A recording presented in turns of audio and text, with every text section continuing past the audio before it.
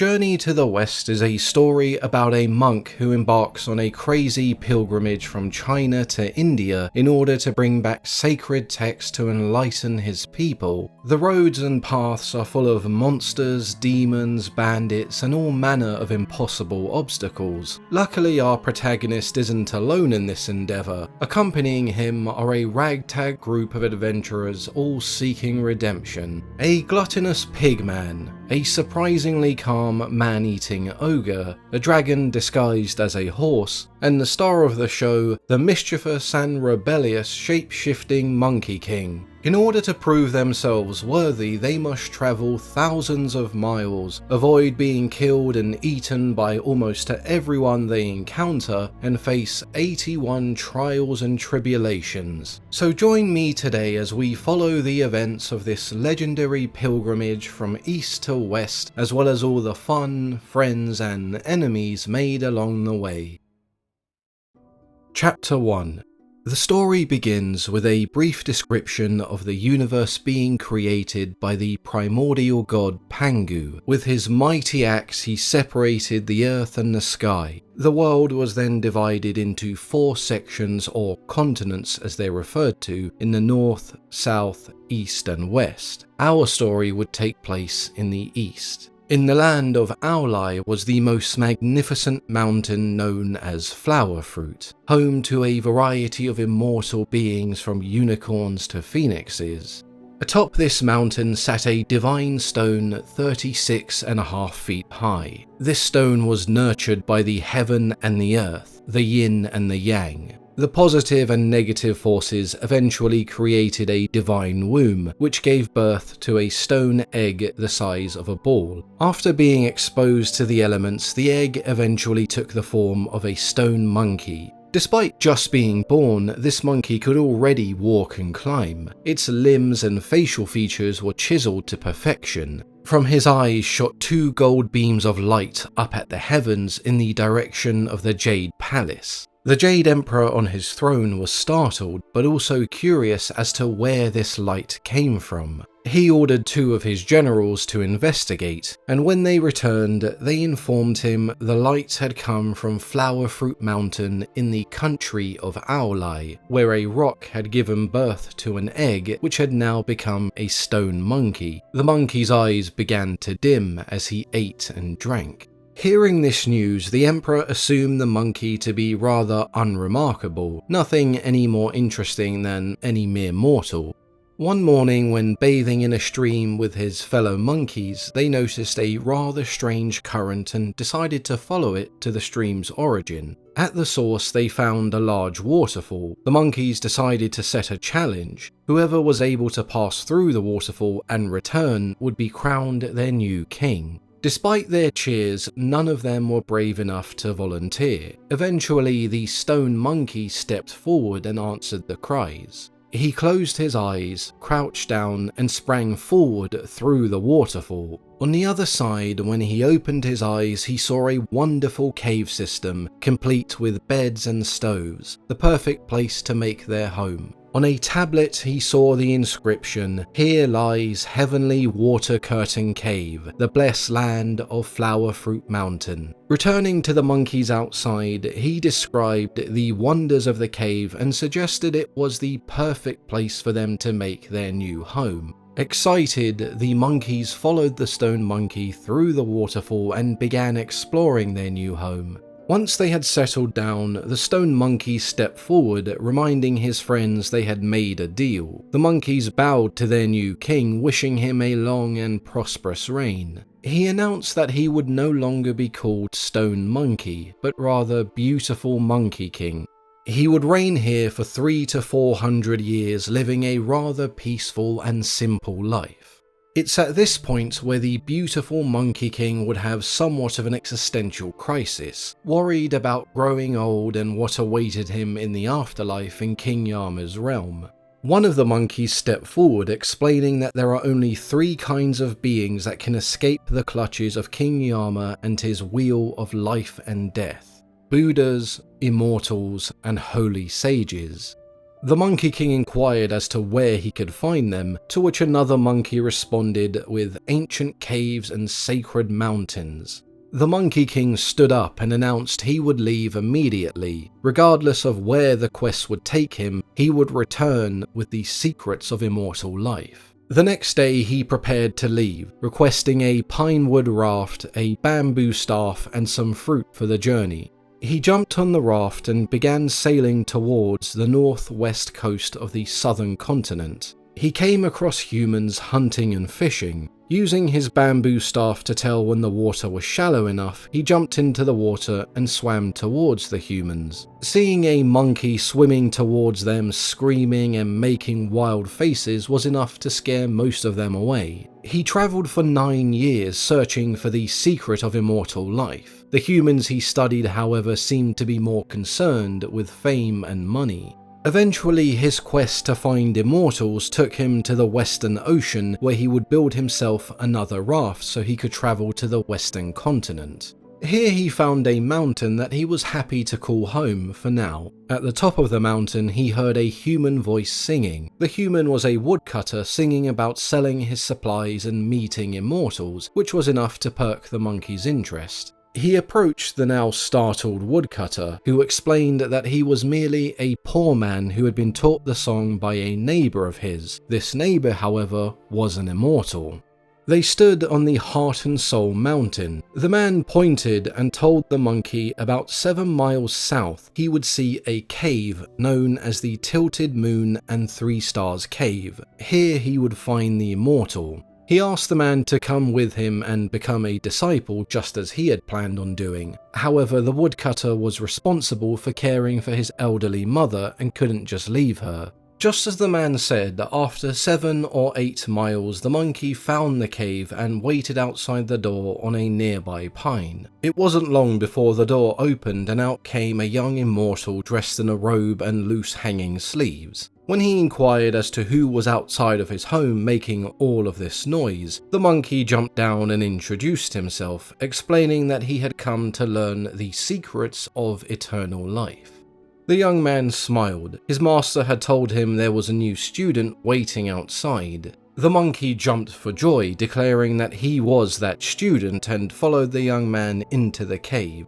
Deep into the cave, they came across a jade platform where atop sat the Patriarch of the West, Subodhi. Surrounding him were 20 to 30 students. The monkey bowed and Subodhi asked for his name and where he had come from. When he explained where he had come from, Subodhi was furious. "Liars are not welcome here, throw him out!"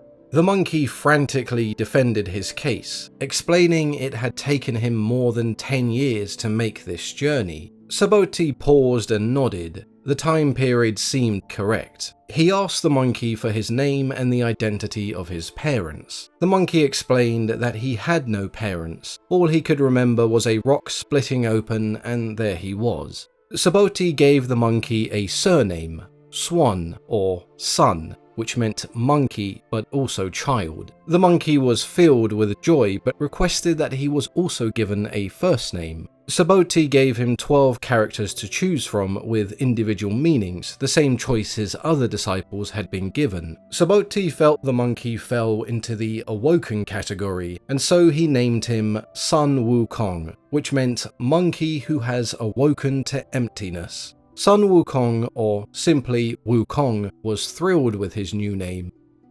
Chapter 2. Wukong was accepted by his students and given a place to sleep. He began to study scripture and learned how to behave more like a human. For 6 or 7 years he remained a student, learning all he could while still performing the menial tasks such as sweeping the corridors, collecting water and tending to the garden. When Subodhi confronted Wukong about what he wished to learn, the answer was always the same: the secrets to immortality. Regardless of how many schools of thought he offered to teach, Wukong always turned him down. Subodhi knew what Wukong was asking for could only be taught to a select few, and so he gave him a riddle. Deciphering that Subodhi was asking him to meet in his private chambers to learn in secret, Wukong did exactly that. Suboti was impressed and convinced that Wukong was a divine being worthy of the knowledge he desired, and so he gave him the magical formula for immortality.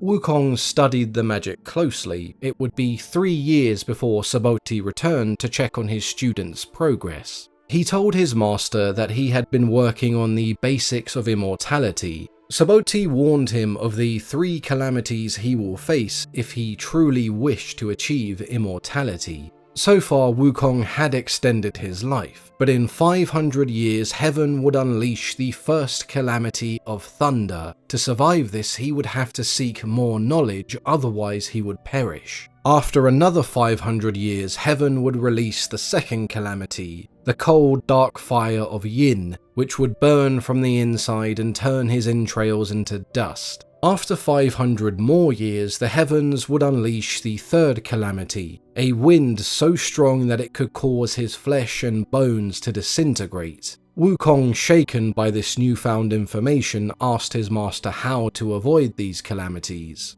He would have to learn the art of 72 transformations. Wukong's ability to learn was unlike any human, and not before long he had already mastered the magic behind the 72 transformations. At this point, Wukong was capable of flight and flotation. He could travel 3 miles in the same time it took someone to eat a meal, a feat that Suboti found most unimpressive. He then learnt how to cloud somersault, a jump that meant he could cover even larger distances. Suboti warned Wukong about showing off the magical talents that he was learning. Others would surely ask him for the secrets, and some may choose to torture those secrets out of him. He would no longer be safe. Suboti told Wukong that he must go back to where he came from. He could see Wukong's mischievous nature would lead to dangerous situations and wanted no part of it. Under no circumstance was he to reveal to anyone that he was a disciple of Suboti. When he returned home to Flower Fruit Mountain, he was swarmed by his fellow monkeys. They were upset that he was gone for so long. Their cave had been attacked by a demon who had stolen their possessions and kidnapped their children. The demon lived north of the cave and called himself the Monstrous King of Chaos. A cloud somersault to the north and Wukong came across a cave inhabited by imps. He told them that he had come to settle the score. The King of Chaos had heard stories of the Monkey King. The imps fetched his armor and he prepared to face Wukong. Before the Monkey King was a demon 30 feet tall and 10 arm spans wide. The monster laughed. Wukong was under 4 feet tall and unarmed. He was insulted that he would even dare to challenge him. Wukong warned the demon not to underestimate him, as he could grow in the blink of an eye. He leapt towards the demon and peppered his face with punches. The demon was able to block them with one hand. He felt that he would be a laughingstock if he killed the monkey with his sword, so instead he challenged Wukong to a boxing match. The demon's arms were long and Wukong was elusive. Most of his strikes missed, whereas Wukong with his short-range strikes hammered down on the demon's ribs and completely threw him off balance with a blow to the crotch. The demon, angered, picked up his sword and swung, but Wukong stepped back. Seeing that the demon was now taking him seriously, he used a magic spell known as the Body Beyond the Body. He plucked a handful of hairs, chewed on them, and spat them out while shouting "Change!" The hairs transformed into 300 small monkeys that crowded the demon. The monkeys danced around the demon, pulling at his hair, gouging his eyes, and jabbing at his crotch. They distracted the demon long enough for Wukong to steal his sword. Leaping in the air, he was able to slice the demon's head in 2. Wukong and his army of monkeys entered the cave and killed all of the imps. When they were done, he shook his body and the hairs returned. Only 40 monkeys remained. These were the monkeys the demon had taken. They took back all of their possessions and burnt the cave to ashes. Wukong picked up his fellow monkeys and they rode back to Flower Fruit Mountain on a cloud. Once back home, they celebrated and he explained where he had been and his quest for immortality. Chapter 3. So they could defend themselves in his absence, Wukong trained the other monkeys to fight. They made spears from sharpened logs of wood and patrolled their cave. Worried about what would happen if they had to go to war, Wukong wanted real weapons for his clan. East of the mountain, across 200 miles of water on the border of Aulai, there was a king who commanded a large army. He would surely have weapons for Wukong to bring back to his clan. It took one cloud somersault for Wukong to cross 200 miles of water in a split second. He came across a densely populated city with busy markets and thousands of houses. He could buy the weapons, but decided using the sorcery he had learnt to steal them would be more fun. He recited a spell and took a deep breath before exhaling deeply. This caused a gale that created a sandstorm. People fled the sandstorm and bolted themselves in their homes, waiting for it to pass. Wukong stepped off his cloud and made his way to the palace armory. In the armory, he found every kind of weapon possible. The next challenge was finding a way to carry all of these weapons back home. He used the same body division spell from earlier. This time, the fragments of hair turned into 1,000 monkeys, all grabbing weapons from the armory. They jumped on a cloud and returned to Flower Fruit Mountain. After Wukong explained how he managed to steal all of the weapons, the monkeys began to practice with their new weapons. The Monkey King had amassed an army of 47,000 monkey soldiers, the number dwarfing all of the other animals in the forest. All of the demons from the 72 caves on the mountain came to pay homage to the Monkey King. Each year they would pay a tribute. The monkeys of Flower Fruit Mountain were proficient with their new weapons, but Wukong found his ordinary cutlass to be rather cumbersome. His council advised him to travel to the Dragon King of the Eastern Ocean and ask him for a weapon. At the bottom of the Eastern Ocean, Wukong found the Water Crystal Palace, where the Dragon King Guang greeted him with a welcoming party. The Dragon King inquired as to how he could be of service, and Wukong told him that he had heard Guang had an abundance of magical weapons. Perhaps one of them was well suited to our Monkey King. Guang showed him a magical cutlass, which Wukong declined. He then ordered his subordinates to bring out a 9-pronged fork. Wukong picked up the fork and shook his head. The fork was too light. Guang was confused as it weighed 3,600 pounds. Next, they showed Wukong a halberd that weighed 7,200 pounds, the heaviest weapon in the palace. Wukong tested the halberd and flung it into the ground, claiming it was too flimsy. The Dragon King was fast losing patience. His wife and daughter intervened, suggesting the magic iron from the Heavenly River. It had recently been glowing, and perhaps that was a sign. The Dragon King agreed, showing Wukong where he could inspect the weapon. Wukong could see golden rays radiating from an iron pillar that was 50 feet tall and as thick as a barrel. He was certainly interested in this weapon, but it was too big for him. As he made a remark about the pillar's size, it shrank several feet and became thinner. He shouted, "Smaller," and it shrank even more, small enough for him to remove it from the armory and inspect it. The weapon was a black iron rod with gold rings on either end. It weighed an impressive 13,500 pounds. The inscription on the rings said, "Obedient Golden Hoop Staff." Wukong was overjoyed and commanded the staff to shrink even more, down to 20 feet. Before leaving, he had just one more request for the Dragon King. To go with his new weapon, he would need some suitable armor. The Dragon King reluctantly informed him that they had no armor for him, and maybe he should visit another of his brothers in the northern, southern, or western oceans.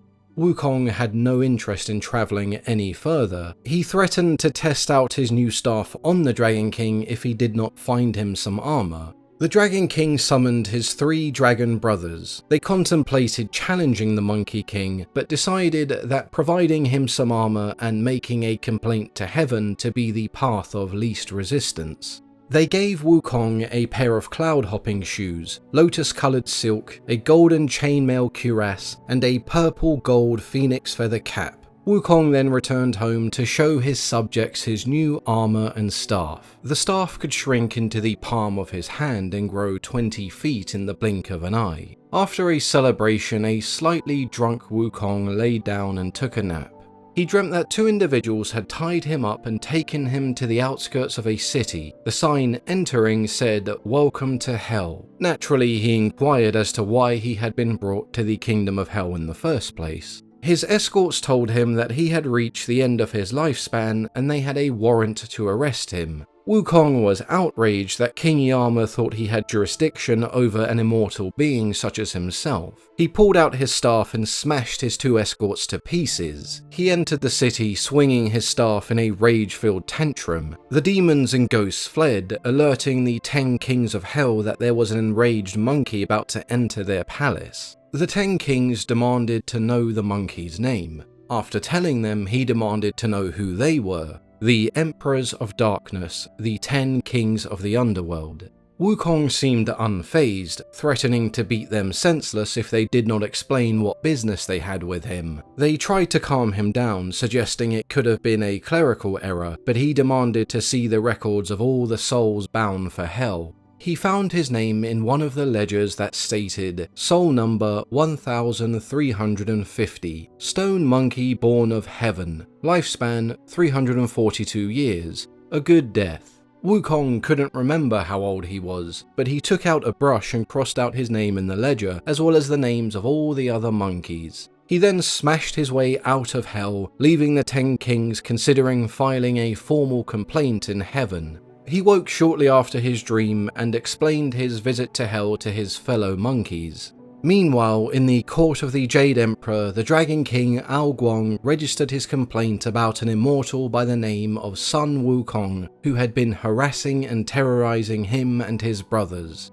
Not long after, the Minister of Hell and the Pope of Darkness arrived to register their complaint about a monkey killing 2 of their guards and making a mockery of the natural order. After some deliberation, the Jade Emperor decided against an arrest. Instead, they would invite him to heaven and offer him a job. If he declined, then they would arrest him. A representative from heaven known as Goldstar travelled to Flower Fruit Mountain and gave Wukong the invitation. He accepted eagerly. Chapter 4. After meeting the Jade Emperor, Wukong was appointed the Imperial Groom of the Heavenly Stables. He would spend 10 years in heaven tending the horses, but when he realized how low-ranking his job was and how low down in the hierarchy he was, he abandoned his post and returned home. The following day, the Jade Emperor tasked a Heavenly King and his son to assemble an army to retrieve Wukong from the realm below. In charge of the front line was a deity known as Mighty Spirit, who formally declared war on the inhabitants of Flower Fruit Mountain. Wukong had no intention in surrendering. He told Mighty Spirit to take a message back to the Jade Emperor. If he gave him a promotion, a job worthy of the Monkey King's talents, then there would be peace between earth and heaven. Mighty Spirit had heard enough and swung his axe at Wukong's head, but he was able to parry using his staff. The two clashed back and forth using all sorts of magic and distortion to distract each other. When Mighty Spirit began to tire, Wukong swung his axe at Mighty Spirit's head. He was able to block the blow with his axe, but the handle split in half, leaving him no choice but to flee the battle. Mighty Spirit returned to King Li with news of his failure. The king was not impressed. The king's son, Prince Noazar, was next to visit Wukong. The prince's young appearance was deceptive. He was a formidable fighter with many abilities. Wukong gave him the same response as Mighty Spirit. The prince, enraged at being disregarded like he was a child, transformed into a monster with 3 heads and 6 arms, all holding different weapons. Wukong, now more interested in the prince, performed his own magic. He also became a monster with 3 heads and 6 arms. His staff duplicated itself, 1 for each pair of hands. After the initial engagements, there was no winner. The two were well matched. The prince multiplied his 6 weapons into tens of thousands. Wukong did the same with his staff. It took 30 rounds before Wukong could outsmart the prince.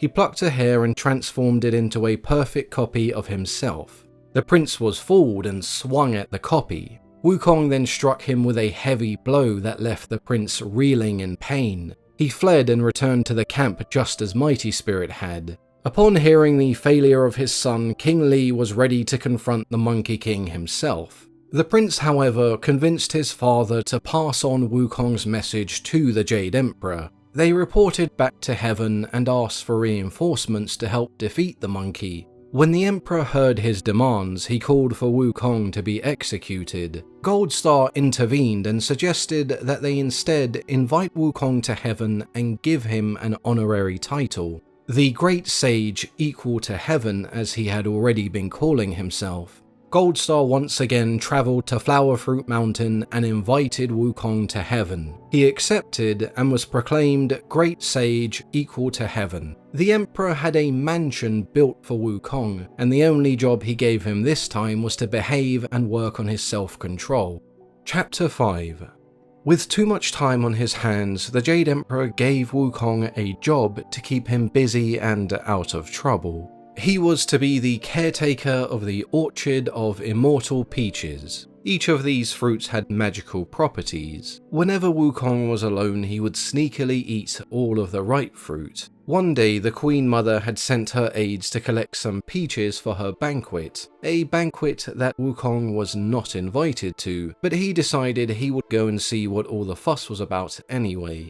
Once there, he saw 100 delicacies and jade wine. He plucked his hairs, chewed them, and spat them out after chanting a magical incantation. The hairs turned into sleeping, juicing flies. Once everyone was asleep, Wukong consumed all of the food and wine. He then stumbled across the palace of Lord Lao Tzu, and in the potions room found 5 calabashes of fully smelted elixir. He consumed the contents of those also. The elixir caused Wukong to sober up and think about his actions. Fearing that the Jade Emperor would skin him alive, he left heaven once again and returned to Flowerfruit Mountain. This time he was gone for over a century. One day in heaven was roughly a year on Earth.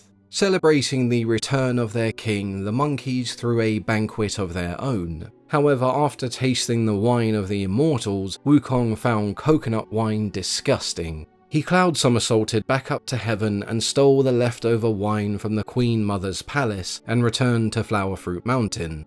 When the Jade Emperor had learnt of Wukong's gluttony and treachery, he ordered his 4 great heavenly kings to assist King Li and his son in bringing back Wukong for his punishment. This time they assembled an army of over 100,000 and descended upon Flowerfruit Mountain. After a day of grueling combat and more body division magic, Wukong had defeated the heavenly army, causing them to retreat to the base of the mountain. In the morning, Wukong would avenge their comrades and capture Heaven's generals using a fantastic magic trick. Chapter 6.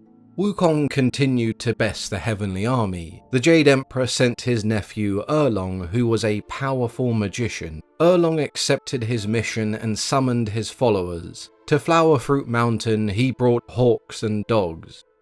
When confronted by Erlong, Wukong insulted his foe until he swung his lance in his direction. Wukong dodged and an intense clash between the two then ensued. Erlong was the first of the two to use magic, transforming himself to over 100,000 feet tall. Wukong matched Erlong's magic. With the monkeys distracted, however, Erlong's men released the dogs and hawks at the entrance of Water Curtain Cave. Thousands of monkeys were caught off guard and captured.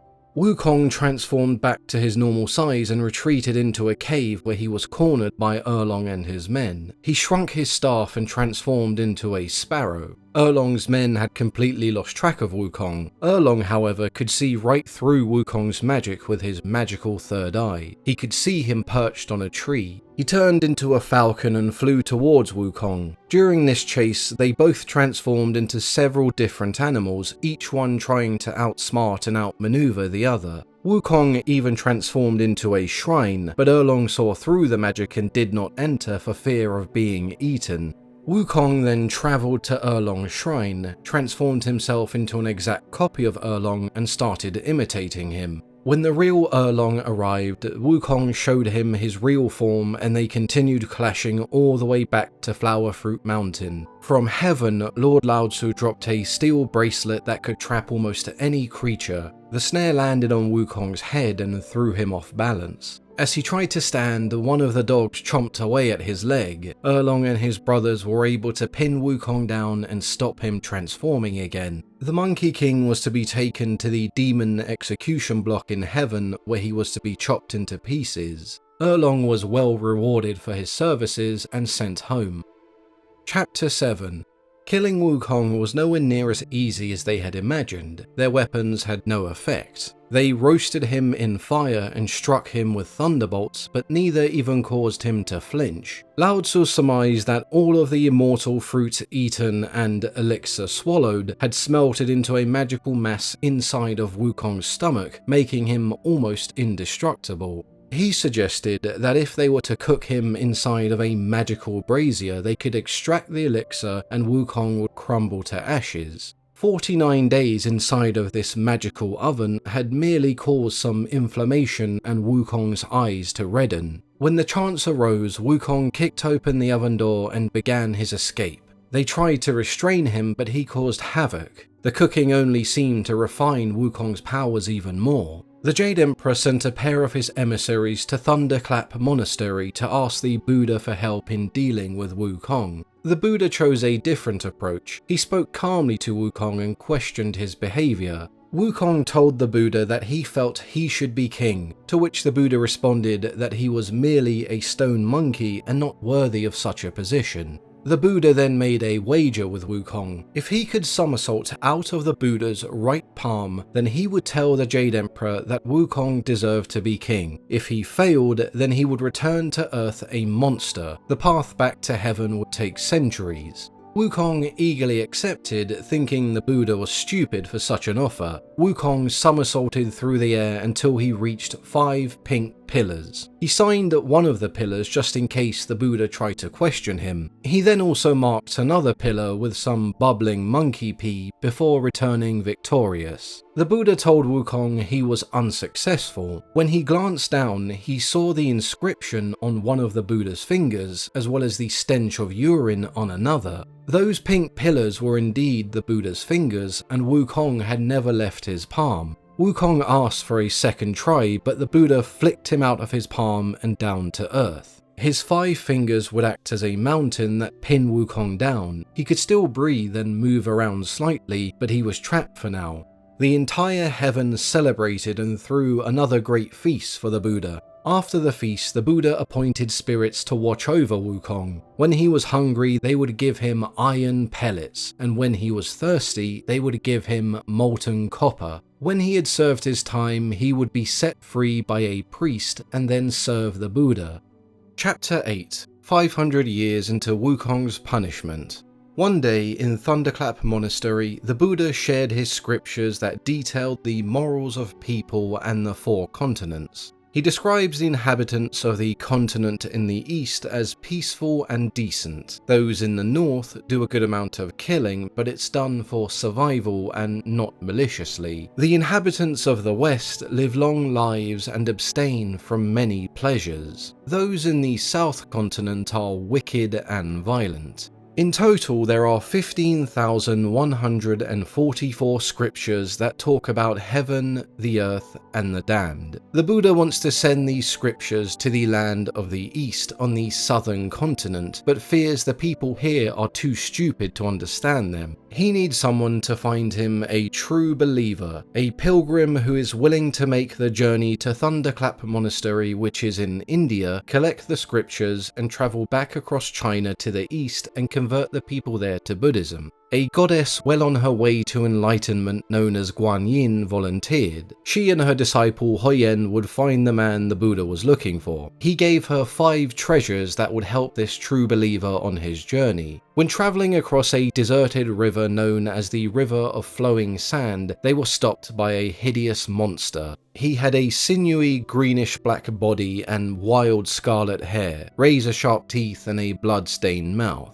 Huyen blocked him from reaching Guan Yin, and the two dueled furiously. When he revealed who his master was, the monster stopped and apologized. He was once a heavenly general. Because he had broken a crystal cup during a peach festival, the Jade Emperor punished him with 800 lashes, changed him into his current form, and banished him to Earth. The monster was worn out and on edge because every 7 days the Emperor sent a flying sword to pierce his torso over 100 times. He attacked Guan Yin because the constant hunger and thirst meant he had resorted to eating passers-by every few days. Guan Yin offered him the chance to atone. He could join the journey and become the pilgrim's disciple on his journey to the west. The monster had one issue. He may have already killed and eaten 9 pilgrims and thrown their heads into the river. Pilgrims knew the reputation of the river and avoided coming near. Guan Yin told him to wear the string of pilgrim skulls as a necklace. When the true pilgrim came, he would find a use for them.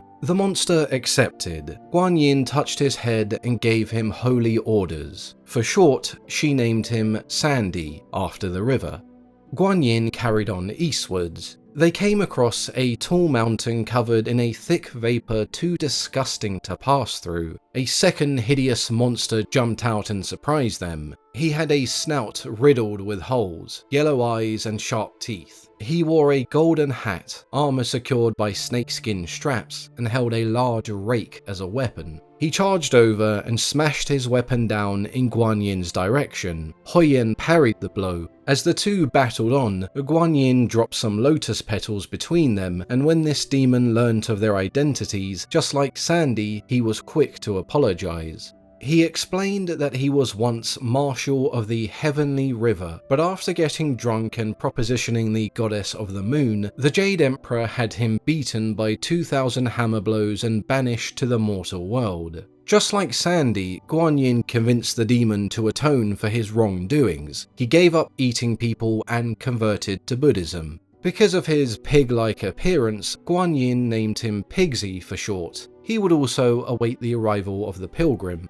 As they continued on, this time they encountered a jade dragon who appeared upset. The dragon had been denounced from heaven for accidentally setting fire to his palace. He was to be executed in a few days' time. Guan Yin travelled to heaven and convinced the Jade Emperor to pardon the dragon and allow him to carry her pilgrim to the Buddha. Once Guan Yin and Huoyan had resumed their journey east, they came across a blaze of golden light radiating from 5 phases or 5-element mountain. This is where Wukong had been imprisoned.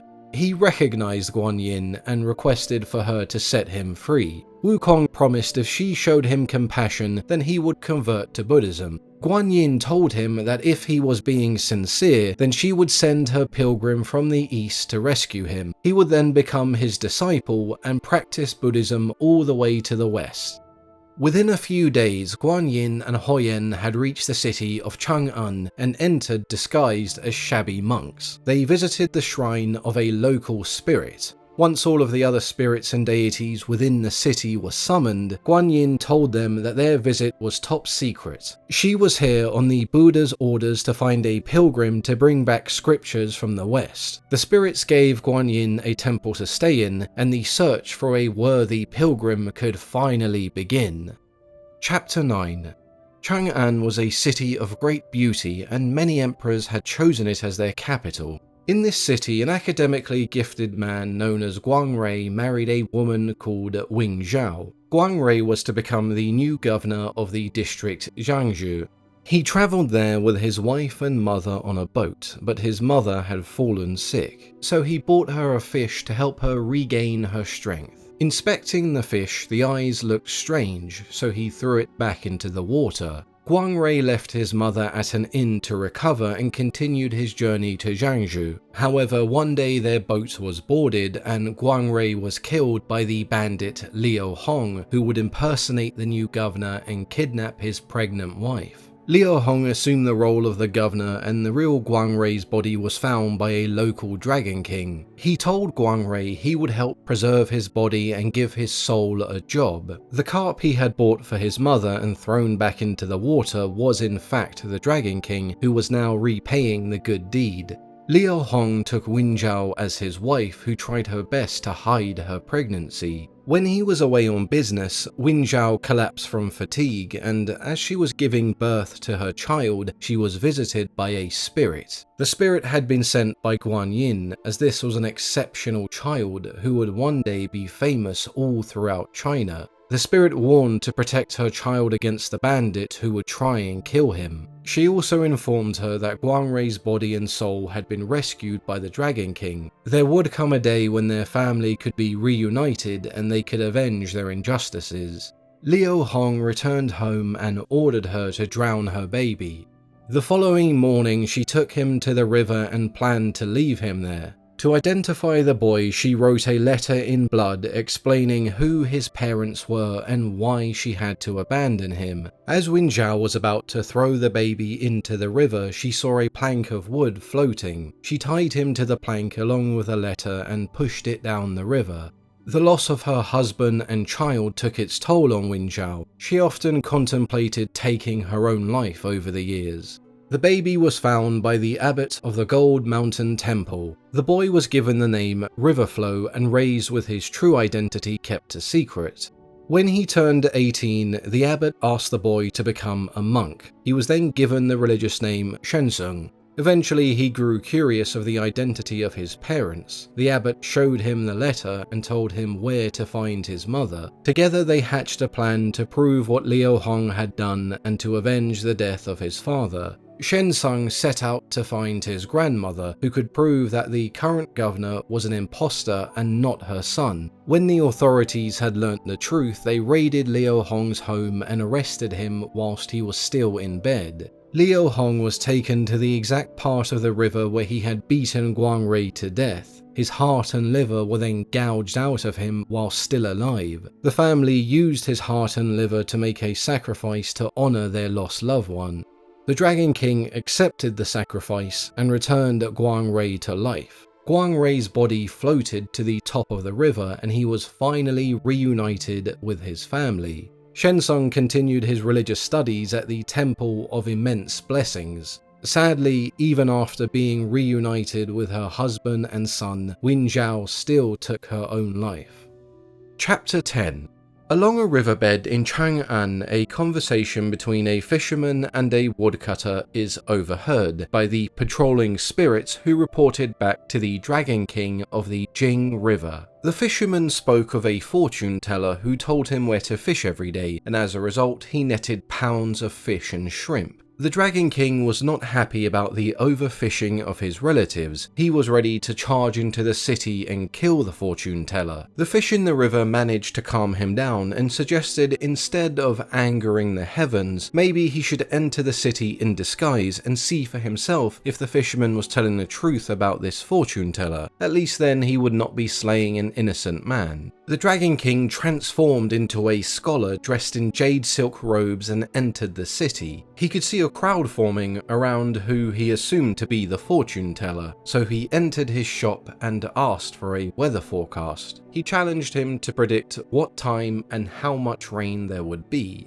The fortune teller responded with the exact time and predicted 3 feet, 3 inches and 48 drops of rain. If he was correct, the Dragon King promised him 50 ounces of gold, but if he was wrong, he would return and destroy his shop and expose him as a fraud.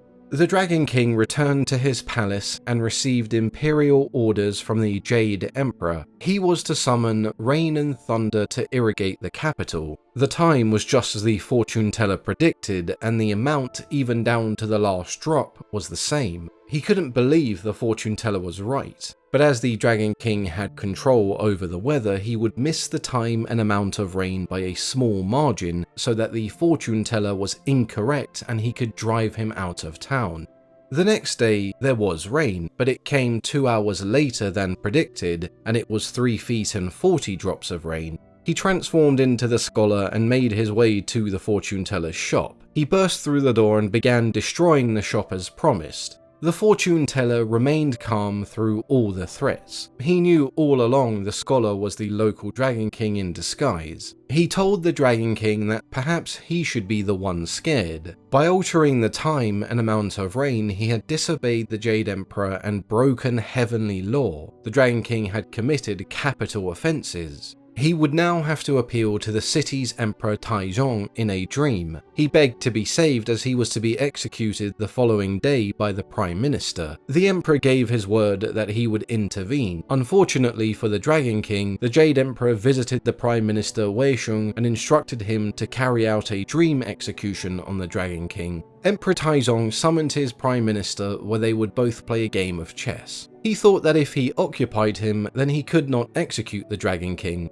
The Prime Minister dozed off during their game, and when he woke, two ministers carried in a dragon's head dripping in blood, claiming that it fell from the heavens. In his sleep, the Prime Minister had travelled to the heavenly execution grounds and decapitated the Dragon King with one swing of his sword. Taizong felt an enormous amount of guilt for not being able to help the Dragon King. The Dragon King's spirit, however, would continue to haunt the Emperor until his own health began to rapidly take a turn for the worse. The Dragon King was so angry that he threatened to sue the Emperor in hell. The Emperor grew so weak that he handed over control of the state to his ministers and waited to die. The Prime Minister gave Taizong a letter and told him that one of the infernal judges in hell was a friend of his father, the late Emperor. The letter was a reminder that the judge owed the Prime Minister a favour. He would surely grant Taizong his life back in return. The Emperor placed the note in his pocket and shortly after died, but the journey of his soul through hell was just about to begin.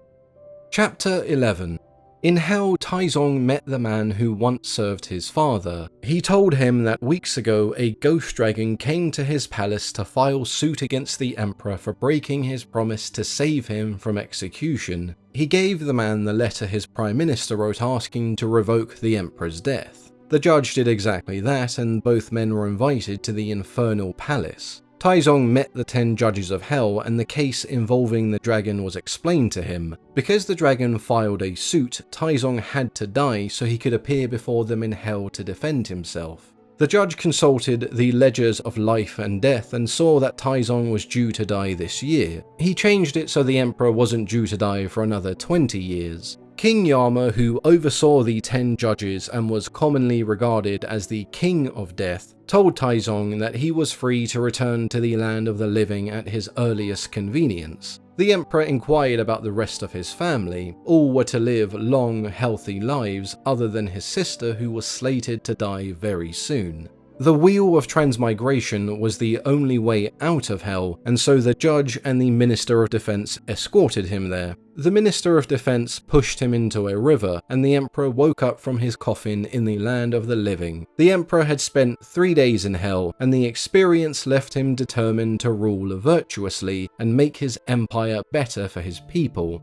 Chapter 12. When in hell, the Emperor promised some hungry spirits that he would hold a Buddhist mass so those souls could find eternal salvation. He invited monks from all over the land to take part in this mass, and did his best to silence the critique of Buddhism in the Tang Empire. Guangrei's son Shensang was given the honour of leading the mass as he was the most qualified. Whilst this mass was taking place, Guanyin was still in the city looking for her pilgrim. When she had heard news of the mass and the boy in charge, she knew that her search was coming to its end. Disguised as a barefoot monk, she appeared before the Emperor and presented him 2 of the treasures the Buddha had given her: a robe capable of protecting the wearer from calamity and a staff. When she heard they were for the monk officiating the mass, she refused payment and gave them as a gift to the Emperor.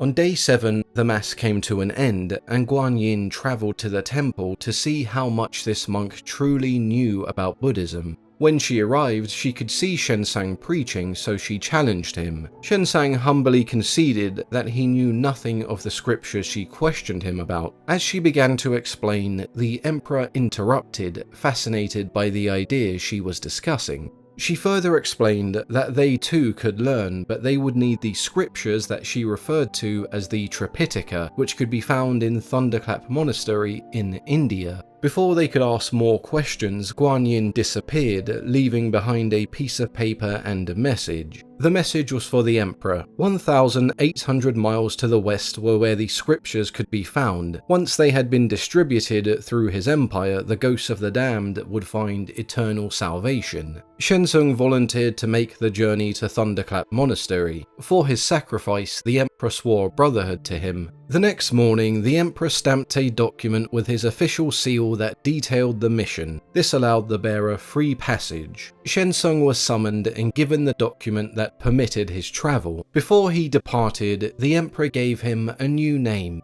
As the scriptures they were seeking were called the Tripitaka, that would be his new name. The newly named Tripitaka predicted that he would return from the west in 3 years' time. Ever the optimist.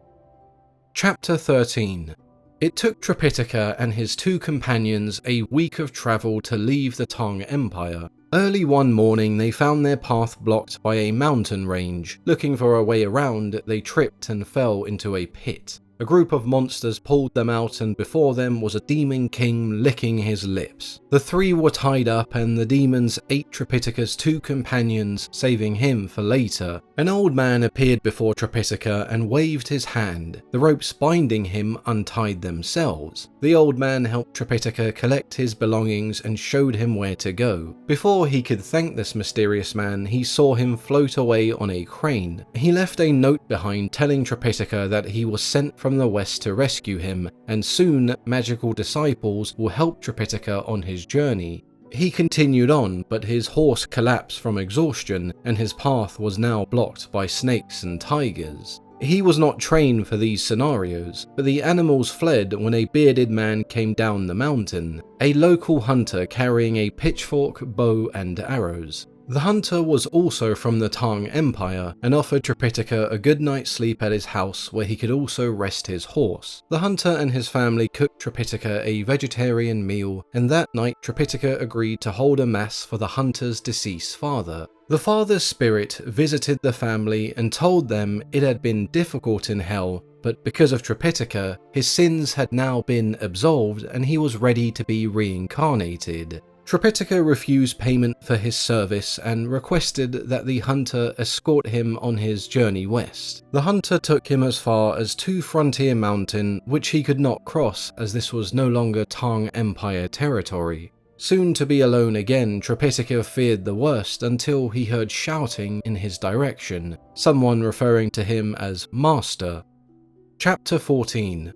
The hunter explained that before the Emperor named it 2 Frontier Mountain, the ancients used to call it 5 Phase Mountain. The mountain fell from the sky and trapped a monkey inside who was impervious to extreme heat and cold. They decided to explore for themselves and indeed found a monkey trapped in the mountain. The monkey again referred to Tripitaka as Master and asked him why he had taken so long. Wukong explained what had happened to him and how he was meant to escort Tripitaka to the west as his disciple. To free the monkey, they would have to climb to the top of the mountain and lift a golden plaque. Tripitaka and the hunter left the mountain and remained a safe distance. Wukong smashed out of the mountain with a mighty roar. A naked monkey bowed before Tripitaka and thanked him. He loaded up the horse, and the hunter took his leave as Tripitaka had a new companion. The next time they came across a tiger, Tripitaka cowered again, but Wukong saw this as a great opportunity to see if he was as sharp as before. He pulled out his staff and in one blow smashed the tiger's brains to mush.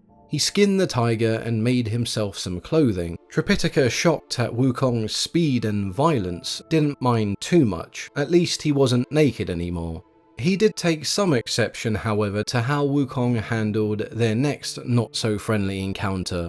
Several months later, they were attacked on the road by 6 bandits. After threatening to smash them to pulp if they didn't hand over their possessions, Wukong laughed and made the same threat to the bandits. He allowed them to hack away at his head for 10 minutes straight before they began to tire. He took out his staff and chased down all the bandits, beating them to death, stripping them of their clothing and anything valuable. He returned to Tripitaka proud of his work, but his master did not share the same level of enthusiasm. He told Wukong that he would never become a monk if he was so quick to kill people. It was his old ways that got him trapped under a mountain in the first place, so maybe he should try and show some restraint. Wukong, annoyed by the criticism, leapt into the air and disappeared. Tripitaka would have to continue on alone. He had no idea how to summon Wukong. He came across an elderly woman who stopped to talk to him. The woman gave him a silk shirt and a cap.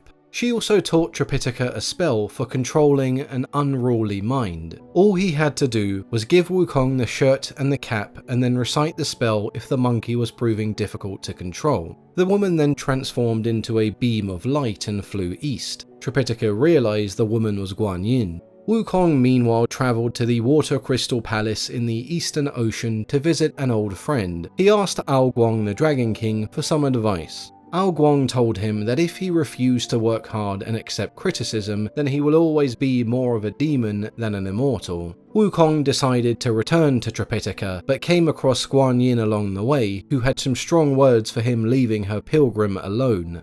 He found Tripitaka on the same roadside where he had left him. Tripitaka tricked him into trying on the shirt and the cap. He began reciting the tight hoop spell Guan Yin had showed him. The cap began to tighten, causing Wukong an enormous amount of pain. He tried to remove it, but it wouldn't budge. Tripitaka stopped and Wukong agreed to behave. He did then try to sneak behind Tripitaka and bludgeon him to death, but Tripitaka was quick with the spell and Wukong begged for mercy. When learning it was Guan Yin who taught Tripitaka the spell, Wukong stopped his rebellious behaviour towards his master, as long as he didn't torture him for no reason. Chapter 15.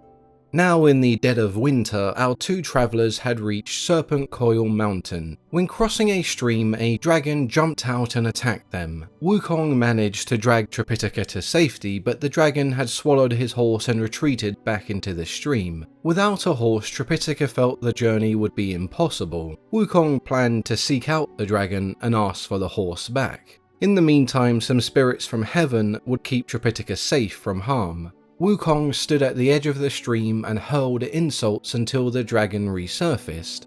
He smacked him with his staff and the two fought until the dragon grew tired and once again retreated into the stream. He returned to inform Tripitaka of the situation. Tripitaka reminded him that when they first met, he told him he could defeat any animal, so why was this dragon causing him an issue?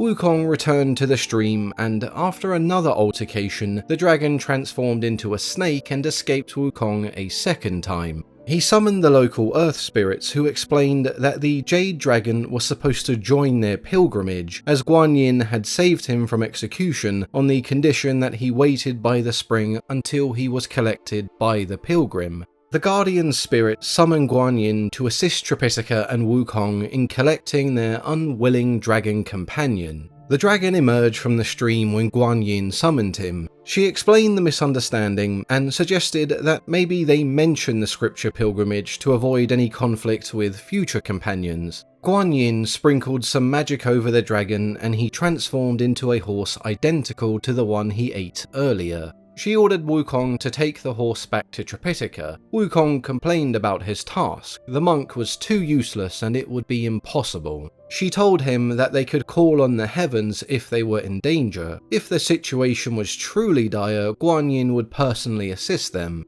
She also picked 3 willow leaves and placed them on the back of Wukong's head. The leaves turned into hairs with life-saving powers. If all seemed lost, they would not fail. Chapter 16. They continued on their journey for several months more before coming to a farm. They found a young man who told them they were in the village of Gao in Tibet. Most of the residents were called Gao, hence the name. The boy was related to one of the biggest landowners, Mr. Gao, who was looking for an exorcist to rid the family of his demon son-in-law. 3 years ago, the monster moved in and demanded Mr. Gao's youngest daughter for marriage. The monster locked up Mr. Gao's daughter at the back of the house and kept her isolated from her family. The boy had been looking for exorcists as instructed by Mr. Gao, but all of them so far had been phonies just trying to make some easy money. Wukong told the boy that he was in luck because before him were 2 experts in demonology, 2 holy monks on a sacred pilgrimage who were well versed in defeating fiends of all kinds. The boy had run out of alternatives and took them to see his master. Mr. Gao explained, 3 years ago, a good-looking man turned up at his door and offered his services as a worker. The man claimed to have no family and that his surname was Pig. At first, the arrangement was great. The man worked hard and was strong enough that he didn't need many tools. However, this became more troublesome when his appearance began to change. His nose and ears began to grow, as well as bristles on the back of his head. He gained a significant amount of weight, and with his monstrous appetite, he started to resemble a pig more and more. Mr. Gao had no idea if his youngest daughter was alive, as Mr. Pig had locked her away. Wukong smashed his way into the room where the daughter was. She was unkept, but certainly alive. She told them that since her husband had learnt of the plan to exorcise him, he left the home early and came back late at night travelling by cloud and mist. Wukong agreed to wait for his return. He transformed into an exact copy of Mr. Gao's daughter. Later that night, a tornado blew through the village, and before Wukong stood a truly hideous figure. A dark, bristly face with a long snout and huge ears. He wore a greenish-black shirt and a patterned handkerchief on his head. The demon was fooled by his appearance, and Wukong played along, prying for some personal information. He revealed where he came from and that his name was Stiff Bristles. Wukong mentioned the exorcist, and the pig laughed, claiming that he wasn't scared of any exorcist the heavens could conjure. When he told him they were bringing the great sage equal to heaven, the pig demon's tone quickly changed. He offered his wife a divorce and told her that he would be leaving. Before he reached the door, Wukong grabbed him and shook off his disguise. The demon, terrified, ripped his shirt, squirming out of Wukong's hold and disappeared into mist. Chapter 17. Wukong gave chase, and the two ended up on the mountain where the demon came from. Taking his earthly form, the monster took out his 9-pronged rake and the two began to battle. He explained his story to Wukong and how he was banished to Earth where he was reborn as a pig. His fall from heaven had similarities to Wukong's story. The monster, now exhausted, shut himself inside his cave. Wukong had enough information and returned to share what he had learnt with Tripitaka. Mr. Gao was thankful for Wukong chasing off the monster, but preferred if the monster was dead. Wukong tried to suggest sparing the monster as he had still helped around the farm, but even Tripitaka asked him to finish the job. He somersaulted back to the cave and with his staff smashed open the cave entrance. The monster was ready for a fight, but Wukong allowed him to swing his rake at his head. The rake bounced off and the monster could see Wukong was truly indestructible. The two spoke and Wukong explained his conversion to Buddhism and his new task as a disciple of the scripture pilgrim. The pig's demeanor completely shifted as he explained he had also been converted to Buddhism by Guan Yin. The pig demon was indeed Pigsy from earlier on in our story. Wukong, unsure whether the pig was lying, took his rake and bound his hands before taking him back to Tripitaka. Pigsy explained his story of atonement to Tripitaka, and he thanked Guan Yin for sending him another companion. Mr. Gao had a vegetarian feast for his guests, and after providing Pigsy with some clothing, they set off on their journey with Wukong leading the way to the west. Chapter 18. Summer came and passed into autumn. Our pilgrims came across a large, turbulent river 800 miles wide. There was no ferry to take them across. Wukong could easily somersault over, but Tripitaka wasn't so lucky. On the other side of the river, they noticed a slab that said, "The River of Flowing Sands, 800 miles wide, 300 deep. Everything, even feathers and petals, sink." Whilst contemplating how to cross, a monster jumped out of the water. He had wild red hair and a necklace of 9 skulls around his neck. The monster tried to attack Tripitaka, but Wukong snatched him away and took him to higher ground. Pigsy drew his rake and engaged with the fiend. Wukong watched on, but eager to join in on the battle, he somersaulted over and smacked the monster with his staff. Pigsy wasn't too happy that Wukong intervened as he was about to best the monster by himself. The monster retreated back into the river. The two reported back to Tripitaka. They agreed they would need to capture the monster and force him to take their pilgrim across the river. Wukong, not too keen on an aquatic encounter, left this to Pigsy. Pigsy swam to the bottom and found the monster. The monster revealed that he was once an immortal who was banished to Earth as punishment. Pigsy returned after 4 hours with the monster following him. Wukong again somersaulted over and slammed his staff down on the monster's head, and just like the first time, the monster retreated into the water. They both argued about taking Tripitaka across the river. Pigsy could ride clouds, but he couldn't take Tripitaka with him because his mortal bones were too heavy. Tripitaka had to experience all these hardships himself, the same reason Wukong and Pigsy couldn't just pick up the scriptures themselves. They slept on the riverbank and the next morning formulated a plan. Pigsy was to go back to the river and lure the monster to the riverbed. Wukong this time would be patient and wait to block the monster's escape path. Pigsy feigned defeat and tried to goad the monster into fighting him on solid ground, but the monster knew the monkey would intervene, so he stayed in the water. Having failed multiple times, Wukong travelled to heaven to seek the assistance of Guan Yin. She told him that all they had to do was mention the scripture pilgrimage, as the monster was their final companion. She instructed Huoyan to go back with Wukong and shout Sandy at the riverbed. Once he surrendered to Tripitaka, his necklace would transform into a boat of enlightenment and carry them across. Wukong returned with Huoyan on a cloud and they called the monster from above. When he heard his religious name and that the pilgrim was waiting for him, he quickly resurfaced. Huoyan passed the message to Sandy and did his best to assure him that the monkey and pig who had tried to kill him 3 times actually meant him no harm.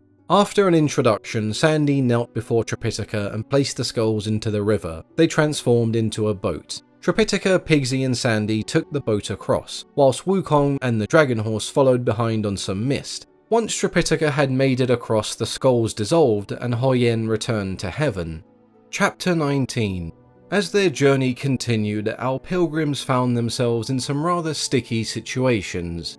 Guan Yin and some other immortals transformed themselves into beautiful women to test the purity of the pilgrims. When they reached the house, the mother offered all 3 of her daughters for marriage. Tripitaka declined and the pilgrims were kicked out of the house. Pigsy, however, returned later that night and asked if he could marry the daughters. For the sin of lust and going against the ways of the Buddha, Pigsy was tied to a tree and left there overnight. When visiting an abbey, the monks presented Tripitaka 2 ginseng fruits that grant immortality. The fruits, however, resembled newborn babies, so he rejected them. Pigsy overheard the conversation and told Wukong that there were some rare fruits for them to steal and eat.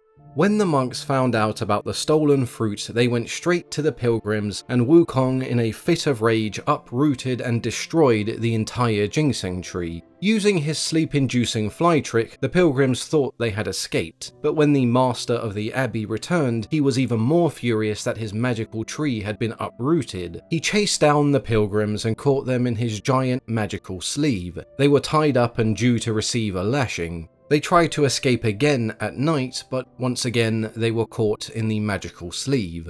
Wukong promised that he could revive the ginseng tree, and the master of the abbey gave him 3 days. After struggling to find a way to revive the tree, he asked for Guan Yin's assistance, and with a drop of sweet dew the tree was restored. A party was held to celebrate, and the pilgrims once again set off further west. They ended up on an uninhabited mountaintop. Wukong went to fetch a starving Tripitaka some food. Flying over them was a demon who saw Tripitaka and had heard news of a monk travelling from the east. She thought consuming his flesh would grant her immortality. Wukong may have been gone, but Tripitaka was still well guarded by Pigsy and Sandy. She transformed herself into a beautiful girl and headed towards them. The demon was carrying food. Both Pigsy and Tripitaka were taken aback by her beauty and could not see through her disguise. Wukong returned with a bowl of fresh peaches and immediately recognized that before them was a demon. He threw down the bowl and raised his staff. Tripitaka pulled him back, not believing that the girl was a demon in disguise. Wukong reminded him of his duties as a monk and the scripture pilgrim, but it had no effect on him. He grew impatient at being ignored and smashed down his staff on the demon's head. This demon was tricky. She knew a spell which allowed her soul to leave her body right before it was smashed to pieces. Tripitaka pointed at the corpse, claiming that Wukong had killed another innocent person, but when they looked inside the pots she was carrying, there was no rice. They were filled with maggots and toads. Pigsy, looking to cause some trouble, claimed that she was an innocent farm girl and Wukong had used his magic to turn the rice into maggots and toads. Tripitaka tightened Wukong's cap out of anger and asked him to leave their pilgrimage. After some pleading, he agreed to give him one more chance. The demon transformed again, but this time in the shape of an elderly woman. Pigsy made the claim that the old woman must be the mother of the girl Wukong just killed. Wukong, however, estimated that the elderly woman must have been around 80 years old and the girl from before around 20. Having a child at 60 was ridiculous, and so she must also have been an imposter. As he investigated, he saw right through the disguise and smashed the demon again, but her spirit was able to escape once more. Tripitaka, seeing the new corpse, recited the tightening loop spell 20 more times to punish Wukong. He didn't believe that the elderly woman was also a demon. He banished Wukong for a second time, and Wukong requested that he remove the golden cap from his head. As Tripitaka wasn't taught a loosening cap spell, he forgave Wukong one more time. The demon tried one more time, transforming into an old man with a long white beard. Pigsy, again scaring Tripitaka, told him that the old man must be the husband and father of the two women that Wukong killed earlier. Wukong questioned the old man, who played along with the story and pretended he was looking for his wife and daughter. For a third time, Wukong was not fooled. He summoned the local spirits and told them to watch out for a demon when she tried to escape again. Wukong then smashed the old man to pieces with his staff. Tripitaka witnessed the old man being killed from a distance and prepared his headache spell. Wukong called him over to inspect the corpse. The corpse was nothing but powdered bones. Wukong pointed to 4 words on the spine that said, "The White-Boned Demon." Tripitaka was almost convinced until Pigsy told him that Wukong had most likely just killed another person and used magic to cover his crime. Tripitaka used the headache spell again and gave Wukong his marching orders. Wukong didn't plead this time, as he had had enough of Tripitaka believing Pigsy over him. Tripitaka gave Wukong a letter of banishment, and a rather saddened Monkey King somersaulted away. Chapter 20. Wukong returned to Flower Fruit Mountain, where he found a group of hunters terrorizing his fellow monkeys. Needless to say, these hunters were soon smashed to pieces. Back with our pilgrims, who were now in a forest, life without Wukong wasn't so easy. Pigsy was now tasked with finding food for Tripitaka. With no sign of Pigsy, Sandy went off to find him, leaving Tripitaka by himself. He walked until he saw a golden pagoda, a tower of sorts that often served as a temple or memorial. A pagoda often meant that there would be a monastery nearby, and so Tripitaka went inside to see if they could spend the night. As soon as he entered, he realized he had made a mistake. In front of him was a purple-faced demon with a parrot's beak for a nose and its mouth wide open, asleep on a stone table. The demon was wearing a yellow robe and clutched onto his sword even while sleeping. Tripitaka tried to back out of the door he came in, but the demon had already sensed him. He alerted his goblin army, who surrounded Tripitaka outside. Escape was futile. The monster interrogated Tripitaka, who explained who he was in the hopes that the demon would spare him, but all it did was convince the demon that he would make for an even tastier meal. They tied Tripitaka to a pillar, and he revealed that with him there were 2 other companions and a horse. The demon knew that they would come looking for their master, and so he and his goblins would wait for them. Meanwhile, Sandy had found Pigsy mumbling in his sleep. When they returned to the horse, Tripitaka was nowhere to be found.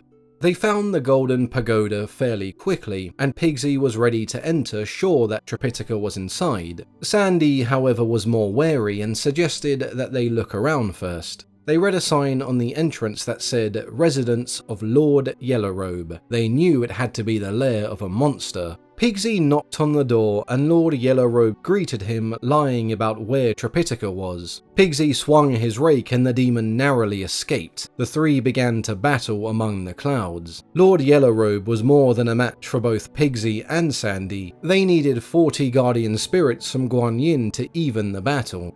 Back at the lair, Tripitaka was greeted by a young woman he mistook for a demon who wanted to eat him. She explained that she was a princess of the nearby Precious Image Kingdom. Lord Yellowrobe had kidnapped her 13 years ago and forced her to be his wife and have his children. Not being able to speak to her parents for so many years, the princess untied Tripitaka as long as he would take a letter to her father. The princess showed Tripitaka the back door, and he hid in a bush while she tried to convince her husband to let the pilgrims go. Reluctantly, Lord Yellowrobe agreed to let them go. Pigsy and Sandy collected the horse, found Tripitaka and left as quick as they could. As they made their way to Precious Image, Pigsy and Sandy argued about whose fault the entire Yellowrobe incident was. After 299 miles, they finally reached the kingdom of Precious Image. Tripitaka presented the king with the letter from his daughter. The king offered to share his throne if Tripitaka could slay the demon. He told the king that he was not trained to fight demons, but his companions certainly could. Despite not faring too well in their first encounter, Pigsy and Sandy agreed to try again. The promise of a mighty banquet and heaps of gold was enough to persuade them. They jumped onto clouds and returned to Yellowrobe's lair. Lord Yellowrobe, angered by them smashing down his door, came out to meet them. He easily bested them both as Guan Yin's guardian spirits were no longer present. Pigsy was so exhausted he fled the battle. Sandy, now alone, was eventually captured and taken back to the demon lair. Chapter 21. Yellowrobe didn't harm Sandy, he was more confused. He had spared the monk and in return he sent his disciples back to kill him. He quickly deduced that his wife must have sent a letter back home. He dragged her by the hair and threw her down in front of Sandy. He asked if this woman wrote a letter to give to the king. Sandy did know of the letter, but this woman did save Tripitaka, so he repaid the favour by pretending there was no letter. If Yellowrobe was planning to kill someone, he suggested himself rather than his innocent wife. Yellowrobe untied Sandy and locked him away. He apologized to his wife and decided it was time to visit his father-in-law. Before leaving, he transformed himself into a handsome man dressed in a white robe. When he arrived in Precious Image, he greeted the king and no one could see through his disguise. Yellowrobe made up a story about finding the king's daughter on a tiger's back. He shot the tiger and freed her. Not knowing that she was royalty, he married her 13 years ago. He let the tiger go at the princess's request, but the tiger became an evil spirit looking for revenge. Recently, he had eaten some pilgrims from the Tang Empire, taken their travel papers, and disguised himself as one of them to deceive the king. He then looked and pointed at Tripitaka, claiming that he was the tiger who kidnapped the king's daughter. The king believed the story, but asked Yellowrobe to make the tiger appear in his true form. He approached Tripitaka, mumbled an eye-dimming spell, and spat some water over him. Everyone in the room now saw Tripitaka as a furious tiger. Most people in the room ran away, but the king's soldiers were able to lock Tripitaka away. Later that night, they threw a huge feast. Yellowrobe, completely drunk, transformed back into his normal form. He picked one of the girls playing music and bit off her head. News of Tripitaka being a tiger spread throughout the kingdom until it was heard by his dragon horse in the stables. Without Pigsy, Sandy, and Wukong, he would have to do something to help his master. He shook off his reins and transformed back into a dragon. He found Yellowrobe in the palace. The dragon transformed into a beautiful woman and tried to trick and assassinate him. After trying to kill Yellowrobe with his own sword, the dragon was wounded in the fight and had to retreat back to the stables. Back to Pigsy, who had finally woken up from the bushes he jumped into. Pigsy couldn't rescue Sandy by himself, so he returned to Tripitaka.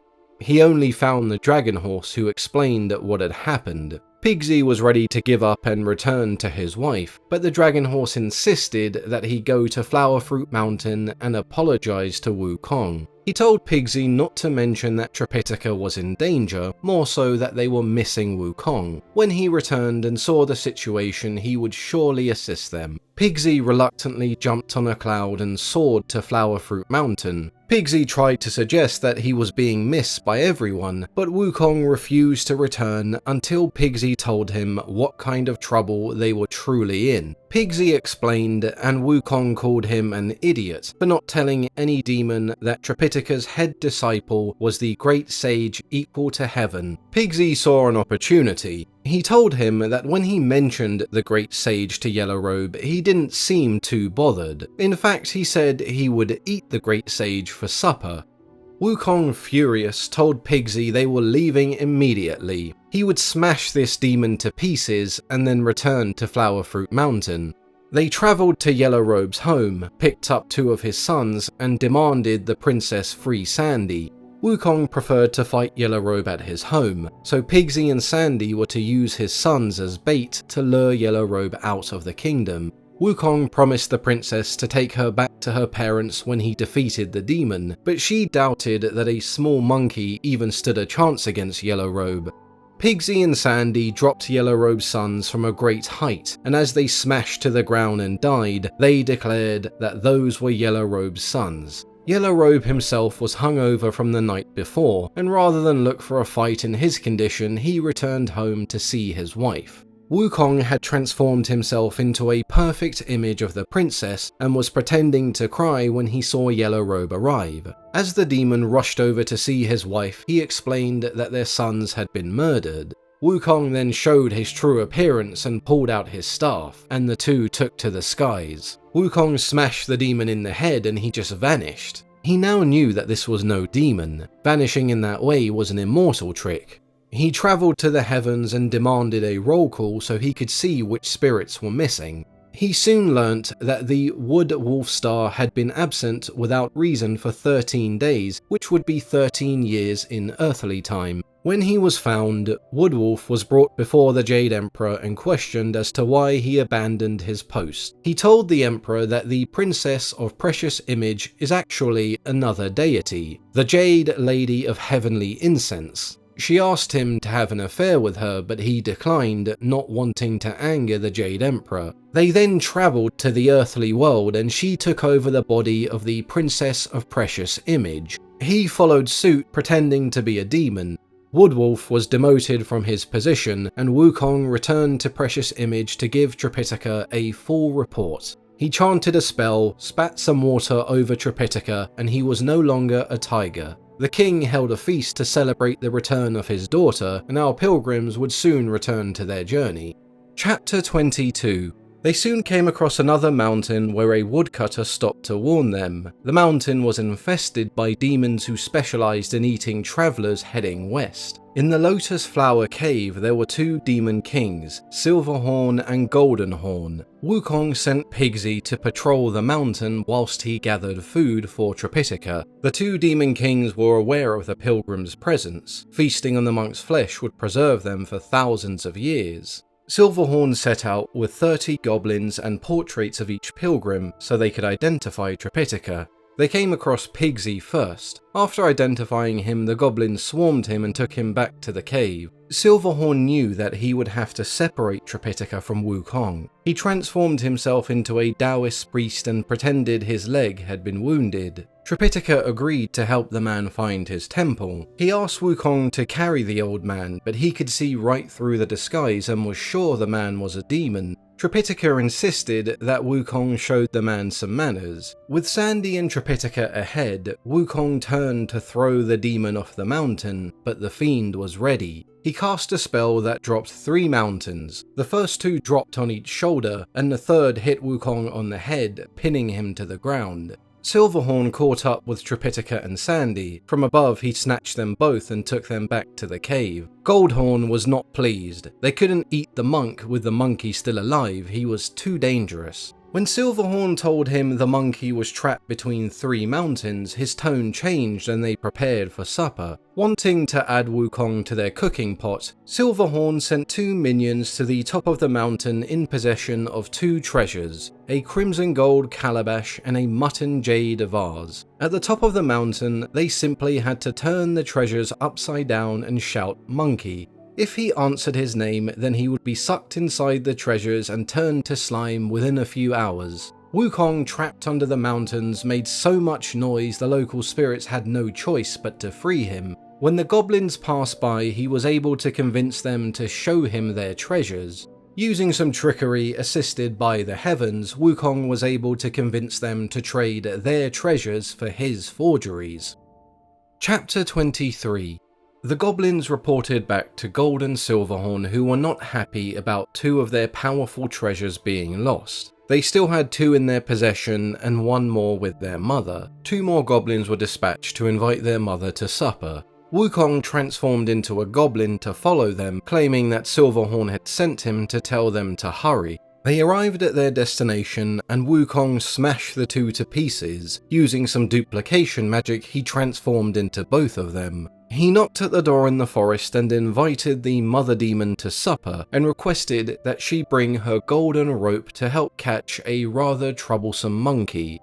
2 more goblins carried the mother through the forest. Wukong stopped to eat some bread, and when the 2 other goblins asked for some, he turned around and smashed them and the mother demon to mush. He took the golden magical rope and pulled out 3 more hairs to duplicate the 2 goblins and the mother. When they reached Lotus Flower Cave, they were greeted with a warm reception. Pigsy whispered to Sandy that their monkey friend had come to save them, noticing that one of the goblins had a monkey's tail. Wukong's cover was eventually blown when some of the goblins reported the death of the demon's mother. One of them drew their sword and slashed at Wukong, but he was able to transform into a red flash and disappear. Silverhorn followed Wukong into the clouds where they would exchange blows. Wukong tried to use the golden rope, but as it tightened around Silverhorn, he recited a loosening loop spell. He returned the favor by grabbing one end of the rope and tightening it around Wukong. He struck him multiple times in the head with his sword, but Wukong didn't flinch. Silverhorn took a restrained Wukong back to the cave where they tied him to a pillar with the other pilgrims. Before they could even celebrate, Wukong was already working on his escape plan. He transformed his staff into a steel file and cut through the rope. Using a hair, he created a copy of himself still tied up and transformed himself into a goblin. He took the golden rope from himself and jumped out of the cave. He called out to the brothers to do battle once again, but using a copy of himself, he pretended to be Wukong's brother, Yeknom, which is monkey spelt backwards. Silverhorn came out with a red gourd and called out the brother's name. Wukong wondered what would happen if he answered to Yeknom. If it wasn't his name, would he still be sucked inside of the gourd? He quickly found out when he was sucked inside of the gourd and Silverhorn sealed it shut. The gourd itself had no idea what your name was or who you were. As long as you answered back, you were sucked inside. Wukong didn't panic as he had been in far worse places. He pretended that he was being turned into slime. The 2 brothers unsealed the gourd to look inside. Wukong flew out in the form of a cicada and then transformed into a goblin. He had left a copy of a half monkey stuck to the bottom of the gourd, which tricked the brothers into thinking he had been half melted. They sealed the gourd again and toasted their success with a glass of wine. They passed the gourd to the goblin Wukong was disguised as. He duplicated the gourd and gave it back to them without them noticing. He slipped out of the cave and transformed back to normal. He shouted into the cave again, this time claiming to be Nomyak, the 3rd brother. Silverhorn came outside and told the monkey that he did not wish to fight, but merely call his name. Wukong told him that he would respond when he called his name, but only if Silverhorn responded when his name was called.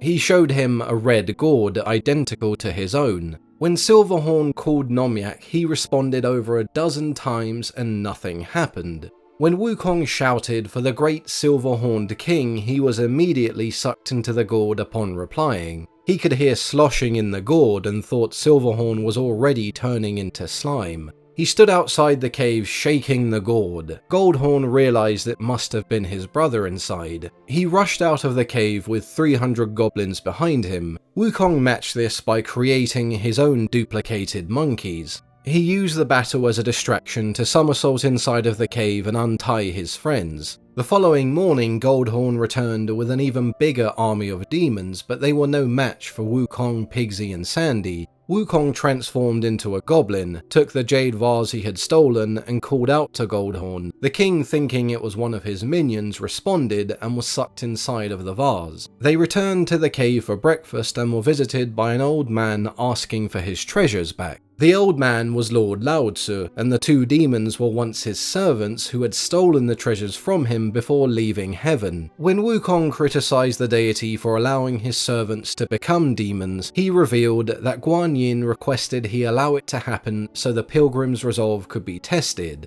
Wukong gave him back the treasures, and when Lord Lao Tzu poured out the liquid, it transformed it back into his servants who would return to heaven with him. Chapter 24.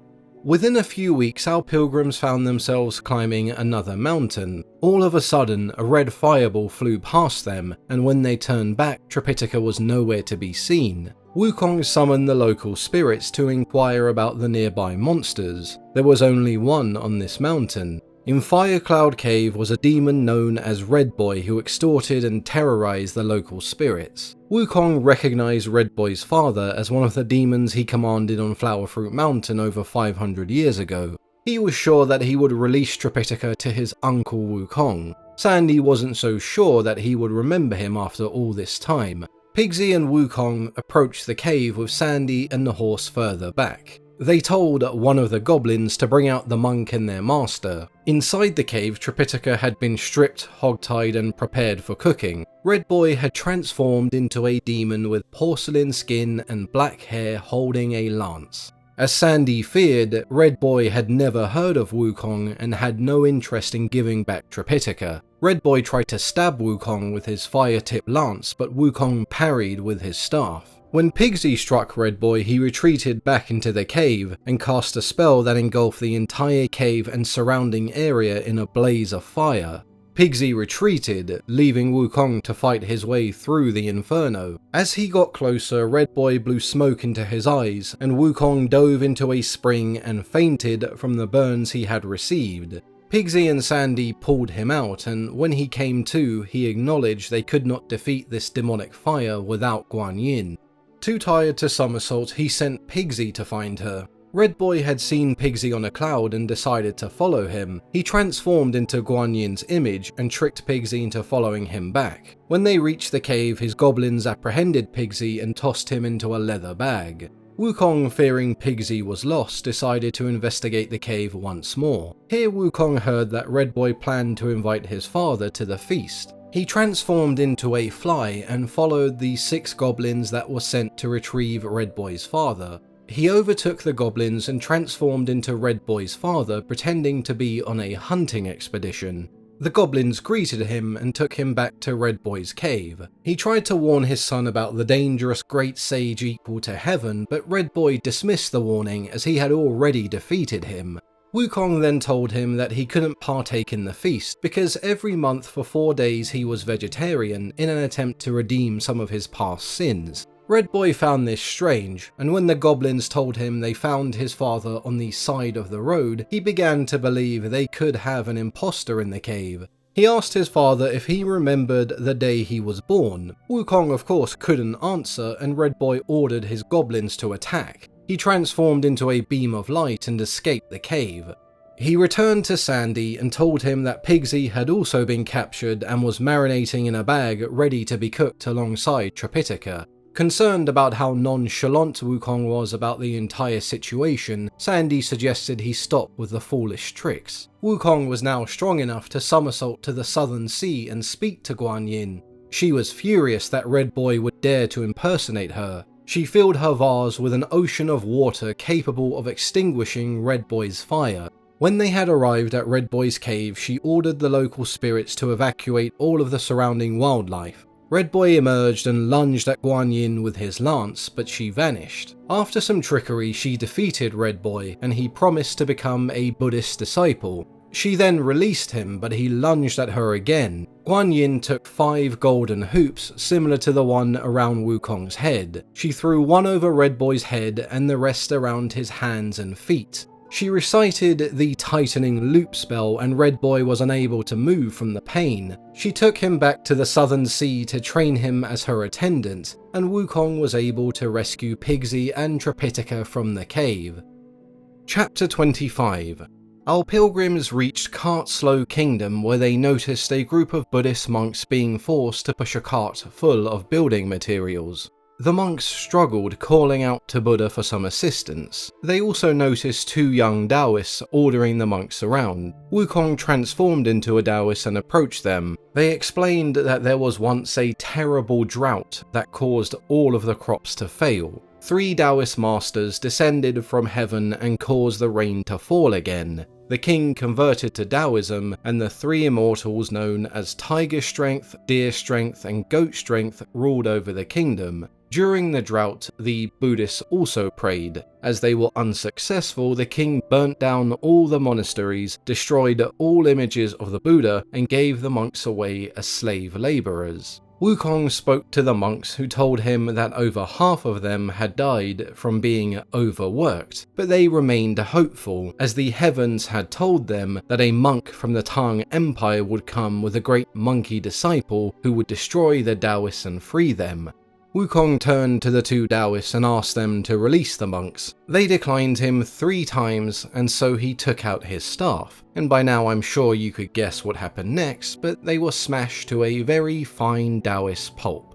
They entered the city and stayed in the one monastery that survived because it was home to a portrait of the king's father. That night, Wukong spotted a gathering of Taoists at a temple. He saw that the 3 Taoist immortals were preparing an offering for the gods. Wukong gathered Pigsy and Sandy. The 3 entered when everyone was gone. They transformed themselves into statues of the 3 holy ones and ate the food that was meant as an offering. One of the young Taoist men returned, having forgotten his handbell. He slipped and dropped the bell, alerting everyone who returned.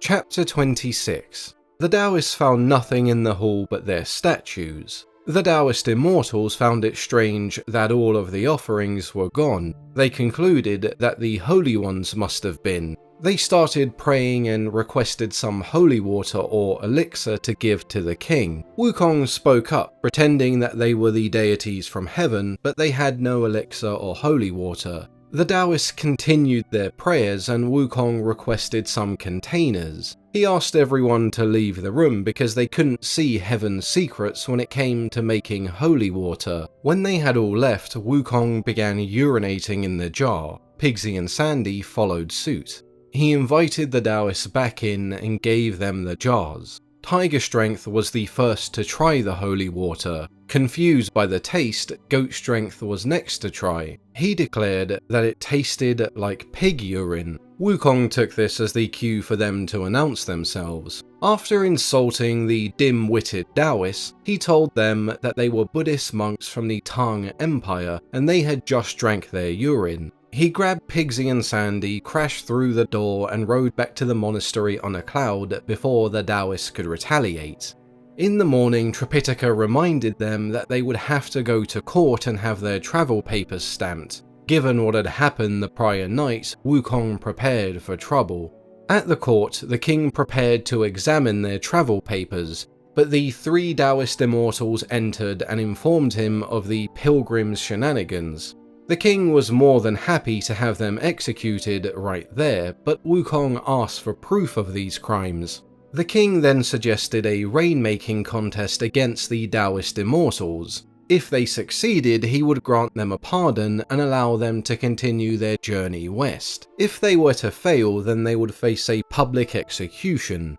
As the Taoists began their weather rituals, Wukong made a copy of himself next to Tripitaka and secretly travelled to heaven. He threatened to beat the weather gods with his staff if they assisted the Taoist immortals in the competition. Afraid of Wukong's wrath, they stopped and the Taoists were unable to summon any rain. The Taoist immortals, frustrated, tried everything they knew, but Wukong intercepted all of the weather deities in heaven and ensured they sided with him. He returned to Earth when it was the pilgrims' turn. Tripitaka was worried as he had no idea how to pray for rain. Wukong reassured him as he had instructed the gods to release all manner of weather when he twirled his staff. As he did, there was thunder, wind, mist, and heavy rain. There was so much rain, the king begged for it to stop. Wukong pointed his staff to the heavens one more time and back came the sun. The king was ready to sign the pilgrims' papers, but the Taoists were adamant that the rain had been caused by them. Wukong rubbished these claims. Wukong then summoned the dragon gods in charge of rain, and the king had no choice but to stamp the pilgrims' papers and announce them the winners of the contest. Chapter 27. Before the king was able to give the papers back to the pilgrims, the Taoist immortals intervened once more. They had protected the king for 20 years and would not have their reputations ruined by one contest. They wished to challenge the pilgrims to a contest of meditation. They would have to float up to a tower 50 feet tall and sit at the very top meditating. Tiger Strength floated to the top for the Taoist and began to meditate. Wukong transformed into a rainbow cloud and carried Tripitaka to the top of the other tower. Deer Strength could see both competitors were evenly matched. He plucked a hair from his head and turned it into a bedbug, which he then flicked onto Tripitaka's forehead. Tripitaka struggled with the itch. He wasn't allowed to move his hands, and so he tried rubbing his head on his shoulders, but it did nothing. Wukong, in the form of a cricket, flew up to Tripitaka, swatted away the bug, and gave him a scratch. He then returned the favour by transforming into a caterpillar and latching onto Tiger Strength's top lip. The Taoist shook his head, lost his balance and fell off the tower. Tripitaka was declared the winner. Before the king let the pilgrims go, Deer Strength intervened yet again, claiming that his brother must have caught a cold and sneezed. He challenged the pilgrims to a game of guess what's inside the box. Wukong shrunk himself and looked inside of each box, changing the contents and feeding the answers to Tripitaka. The Taoists had now lost a third competition, but still had one final challenge. A contest of beheading, heart gouging, and bathing in boiling oil. Now this was a competition that the indestructible Wukong was more than happy to volunteer for. First, the beheading contest. Wukong placed his head down on the chopping block, and the executioner chopped off his head with a sword. His body tried to call back his head, which had rolled about 40 paces away. However, the Taoists had bribed a spirit to hold his head in place. Wukong, annoyed, chanted "grow" until he simply sprouted another head. He then returned to the king, who was now in a rush to get rid of the pilgrims. Wukong, however, was certainly in no rush, as it was now the Taoist's turn to have his head chopped off. Tiger Strength was bound and beheaded. When he tried to call back his head, Wukong turned one of his hairs into a dog, who grabbed the head and threw it into the royal moat. Unable to return his head, the Taoist died, his body transforming into a headless tiger. Deer Strength challenged Wukong to a heart gouging contest. The executioner this time slit open Wukong's stomach, to which he didn't seem too bothered. He rummaged around, removed his intestines, examined them, and placed them back inside. He pulled the sides of his abdomen back together and sealed it shut like nothing had happened. The king implored them to leave, but Wukong waited for the Taoists to fulfill their side of the challenge. Deer Strength had his stomach sliced open and also played around with his intestines. Wukong plucked another hair and transformed it into an eagle this time. It flew down and snatched the intestines before flying away. Like his brother, Deer Strength also died, his body transforming into a white deer.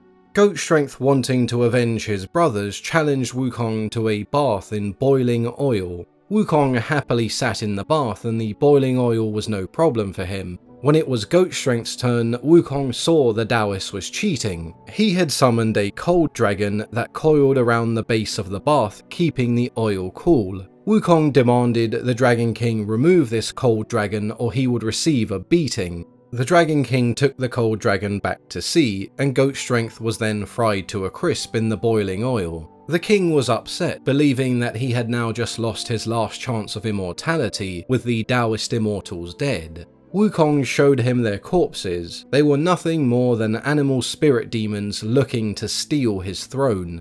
The king thanked the pilgrims and finally gave them back their travel papers, allowing them to leave. Before leaving, Wukong announced to the people that he had committed the crimes earlier, and they should not be so easily tricked by false religions. Chapter 28. The pilgrims approached the river to heaven. It was too wide for Tripitaka to cross. They heard a voice from below telling them it would take all of them across. It was an elderly turtle with a huge white shell. They hopped on the shell, and within a day they had reached the other side of the river. Tripitaka thanked the turtle and promised to bring him back something from India. The turtle declined and instead wanted a question answered. He had been alive for 1300 years and learnt to speak, but he couldn't free himself from his turtle body. When Tripitaka met the Buddha, he wanted to ask him how he would acquire a new body. Tripitaka accepted the request and they continued onwards. Chapter 29. The pilgrims came across another river, one much narrower than the one they had just crossed. An old woman in a rowboat took them across this time. Pigsy and Tripitaka, who were both thirsty, took a drink from the river. Soon after, they started to complain about stomach pain. It got worse when their stomachs swelled up and a weird lump began to ricochet around inside. They soon came across a cottage, and the woman inside found their situation rather amusing. She invited them in to explain what was wrong with Tripitaka and Pigsy.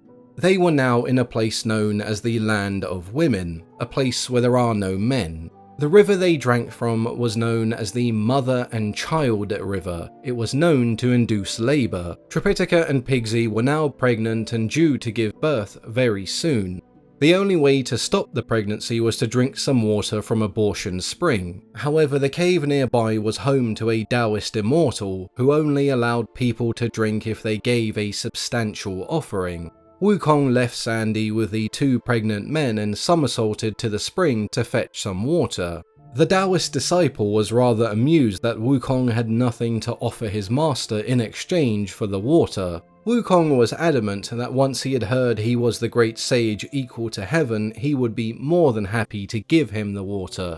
Upon hearing it was Wukong, the Taoist immortal left his cave and prepared to fight. The Taoist was the uncle of Red Boy, and he had heard Wukong was responsible for his misery. He pulled out his hook and told Wukong that if he could defeat him, then he could take the water. Wukong struggled to fight the Taoist, who kept disappearing and reappearing whenever he tried to collect the water. He returned to the cottage and requested some assistance from Sandy to collect the water whilst he fought the Taoist. With the help of Sandy, Wukong was able to distract the Taoist immortal long enough for Sandy to retrieve the water. Back at the cottage, Tripitaka and Pigsy drank the water and the pregnancy pains disappeared. They gave the remaining water to the elderly woman who would use it to pay for her funeral. After some food, the pilgrims would resume their journey.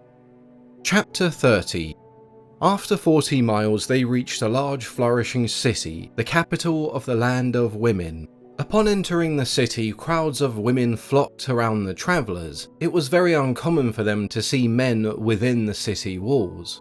News of their arrival had spread to the queen, who hatched a plan to marry Tripitaka, keep him in the city and send his disciples on their way after the wedding banquet. When the royal matchmakers arrived, Wukong accepted the proposal on Tripitaka's behalf. Naturally, Tripitaka was furious, but Wukong explained that they were in a less than desirable situation. If they declined, their papers might not be stamped. Worst case scenario, the women turned on them, and Wukong would have to slaughter a bunch of women. Tripitaka, pleased with Wukong's personal growth, was still worried about the queen breaking his vow of chastity. Wukong had devised a plan. They were to go ahead with the marriage. Once their papers were stamped, they would proceed to the wedding banquet as normal. After the banquet, Tripitaka was to escort his companions to the city outskirts and give them one final goodbye. Here Wukong would use some immobilizing magic to freeze the women in place. After a day or so, he would use the same magic to unfreeze them. After a lavish ceremony and extravagant party, the travellers' papers were stamped. The queen and Tripitaka rode in her carriage, escorting the disciples to the outskirts of the city. Tripitaka told the queen that he would have to continue his journey west. Taken aback, she stumbled into her carriage.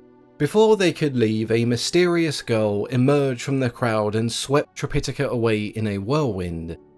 Chapter 31.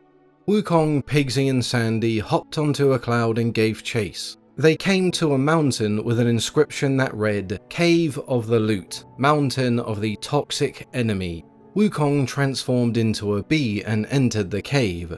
Inside, he saw a group of women and a female demon trying to seduce his master. He revealed himself and grabbed Tripitaka. The two fought their way out of the cave, but the demon pursued. She had 3 tridents that she juggled around her multiple arms. The demon told Wukong that even the Buddha feared her. She leapt into the air and stabbed Wukong in the head, a pain so unbearable that he had no choice but to retreat. The demon, triumphant, took Tripitaka back into her cave. Wukong was confused, as nothing had ever caused him pain similar to what he had just been stung by. After a night of rejecting her advances, the demoness grew frustrated, tied Tripitaka up and left him in a corridor. The following morning, Pigsy smashed down the cave door and entered with Wukong. The two battled against the demon, but Pigsy was stung on his snout and felt the excruciating pain. Wukong had no choice but to once again retreat. Outside of the cave, they saw an elderly woman approaching them. They quickly bowed as Wukong recognized it was Guan Yin. They asked her for assistance in dealing with this particular demon. Guan Yin explained that this demon was a very powerful scorpion demon. The tridents were her pincers, and the unbearable pain was from her tail sting. One day she was caught spying on the Buddha. She stabbed him in his thumb and retreated to this cave. Neither Guan Yin or the Buddha dared to come near this cave. Only the Star Lord Orianus could help them.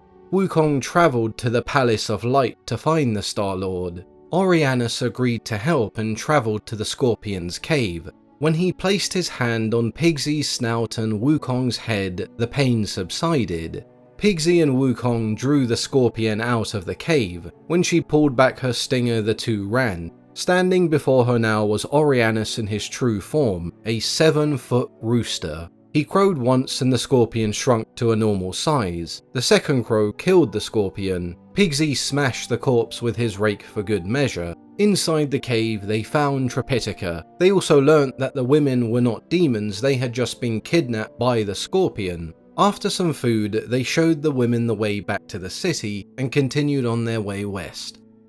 Chapter 32. Noticing that the weather was rather hot for the time of year, they inquired with the locals as to why. An old man told them that they had reached the land of Flame Mountain, where it was hot all year round. The man suggested that they give up on their pilgrimage because nothing could pass Flame Mountain. Another man told them that they do have some respite from the heat to grow crops thanks to an immortal known as Princess Ironfan. One wave of her magical palm leaf puts the fire out. A second brings a breeze and a third brings rain. The locals normally had to provide offerings for Ironfan to use her palm leaf, but Wukong was sure he could persuade her. So off he travelled to Palm Leaf Cave on Jade Cloud Mountain. Once there, he asked a local woodcutter where he could find Princess Ironfan. The man told him that she was the wife of King Bull Demon and the mother of Red Boy.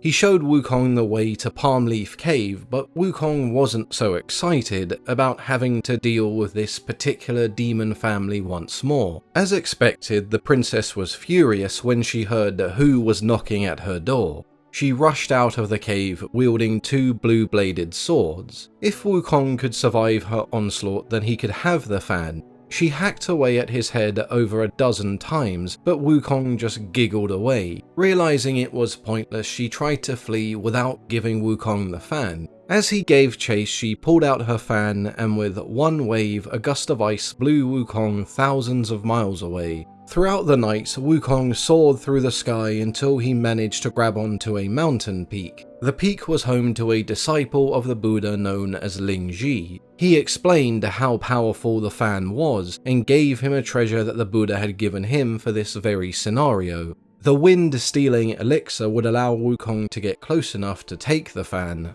He travelled back to Iron Fan's cave and asked once more to borrow the fan. Iron Fan declined and tried to fan him away, but this time Wukong remained still. Wukong placed the elixir in his mouth and transformed into a cricket to squeeze through the locked door. Inside, Iron Fan was drinking tea. He flew inside one of the bubbles and was swallowed by Iron Fan. He changed back into himself inside her stomach and demanded that she give him the fan. He started headbutting and stomping around, causing Iron Fan an immense amount of pain. Iron Fan surrendered and gave Wukong the fan. He flew out of her mouth as a cricket and took the fan back to the others. When they reached the mountain, Wukong instructed everyone to stand back and began to fan the flames. The fan, however, had no effect. If anything, it only caused the flames to grow. Wukong and the others encountered an old man who was the spirit of Flame Mountain. He revealed that Wukong was actually responsible for creating Flame Mountain. 500 years ago, when Wukong caused all the trouble in heaven, Lord Lao Tzu tried to cook Wukong alive in a brazier. When Wukong escaped, he kicked over the brazier and some of the burning bricks fell to earth and formed Flame Mountain. The spirit was an attendant at the time, and Lord Lao Tzu banished him to earth as punishment. Upon seeing the fan, he confirmed that the princess had duped him with a fake. If he wanted the real fan, he would have to ask her husband, King Bull Demon, for assistance. Her husband had left her for another woman and could be found on Thunderhorde Mountain. After an hour or so, he reached the mountain where he found Bull Demon's concubine, Jadeface. Not knowing who she was, he tried to pretend that he had been sent by Princess Ironfan to retrieve her husband. This only angered Jadeface, and Wukong chased her back to Bull Demon's cave. Jadeface explained everything to Bull Demon and he confronted Wukong. He forgave Wukong for what had happened to Red Boy and for scaring his concubine. Once Wukong asked Bull Demon to come back with him and convince his wife to lend him the fan, he lost his temper and drew his sword. If Wukong could best him, then he would help him. Midway through their clash, Bull Demon was invited to a banquet. He jumped on his water-repelling GoldenEye beast and attended the party. Wukong followed him disguised as a crab and could see that Bull Demon was not going to help him. He stole the GoldenEye beast and decided to impersonate Bull Demon. He travelled back to Palmleaf Cave disguised as Bull Demon and demanded that his wife let him in. Ironfan rushed out to greet her husband. He told Ironfan that he had come to warn her about Wukong stealing her fan. After some alcohol, some feigned interest and light seduction, he convinced Ironfan to show him the real fan. He took the fan, revealed himself and quickly left before Ironfan could process what had happened. Back at the party, Bull Demon realised someone had stolen his ride, and that someone could only be a certain Monkey King. He made his way to Palmleaf Cave where his wife was in a full-blown rage. He promised to skin Wukong alive. He took his wife's weapons, jumped on his GoldenEye beast and headed to Flame Mountain. He caught up to Wukong and rather than engage, he transformed into Pigsy, knowing that Wukong was too smug to check. He convinced Wukong to let him carry the 12-foot fan for him so he could rest. He then revealed himself to Wukong and the two clashed once more. He tried to fan Wukong, but he had accidentally swallowed the elixir from earlier and was still unmovable. King Bull Demon was extremely strong. His magic powers were a match for Wukong, but he wasn't as nimble. The real Pigsy joined the battle, and after an epic clash between them, Bull Demon was caught in a celestial net by the guardian spirits. Bull Demon was taken to see the Buddha, and Ironfan had no choice but to surrender the real fan. She explained to Wukong that he would have to fan the mountain 49 times to extinguish the fire permanently. As he did, the fire disappeared and the rain began to fall. With the fire gone and the ground wet, the pilgrims passed the mountain and continued on. Chapter 33.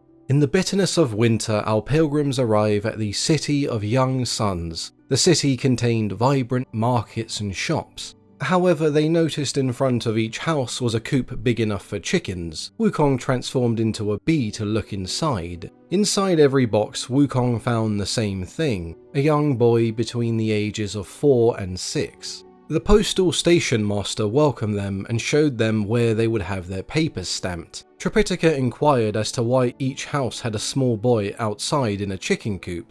The station master told him to be quiet and not to ask again. When Tripitaka continued to probe, he dismissed everyone working. Now alone, he spoke very quietly. 3 years ago, an old man posing as a Taoist came to the city with a beautiful young woman that he presented to the king. The old man became the official royal father-in-law. The king, obsessed with the new consort, became deathly sick. None of the physicians had a remedy, but the royal father-in-law claimed to have the cure, an elixir for long-lasting life. The medicine had to be taken with a soup made from the hearts of 1,111 young boys. The king would then live for 1,000 years. All of the children in the coops outside had been selected to be slaughtered.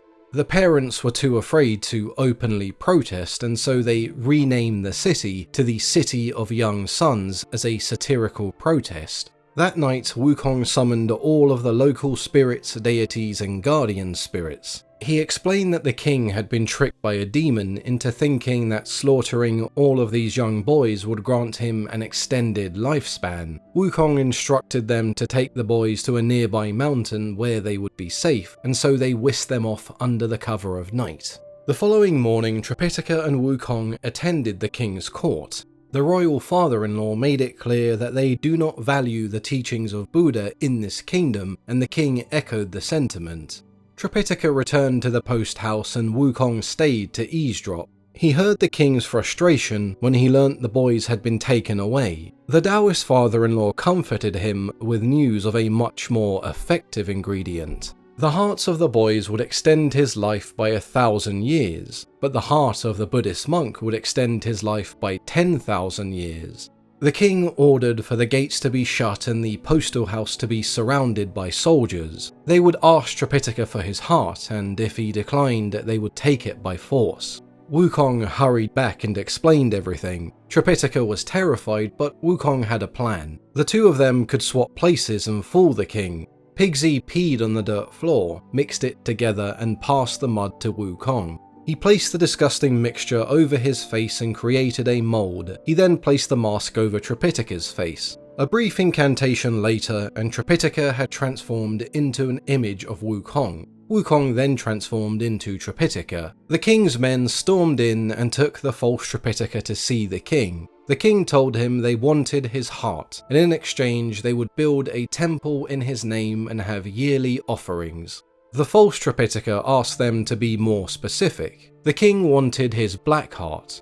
The false Tripitaka agreed and said if they found a black heart in his chest, then they could have it. He took a knife and sliced open his chest, from which dozens of hearts poured out. They were all manner of colours, but none were black. Wukong transformed into himself and told the king that he was blind. Buddhist monks do not have black hearts, but the Taoist in front of him certainly does. The Taoist recognized who Wukong was and flew into the sky, pursued by Wukong.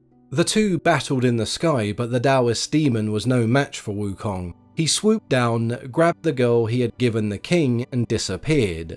Wukong summoned the king and explained everything to him. He told Wukong that the demon was from the nearby village of Pure Magnificence. Wukong and Pigsy paid him a visit, but there was no village of Pure Magnificence, just a stream. Wukong summoned the local spirits, who told him that there was a cave by that name and gave him instructions to find it. They entered the cave and saw the demon and the woman. He confronted him once more, and the demon fled as a beam of light to the east. When they found the demon, he was being subdued by an immortal, the old star of the South Pole. The immortal asked them to spare the demon, as he used to be a dear of his who ran away to pursue a demonic lifestyle.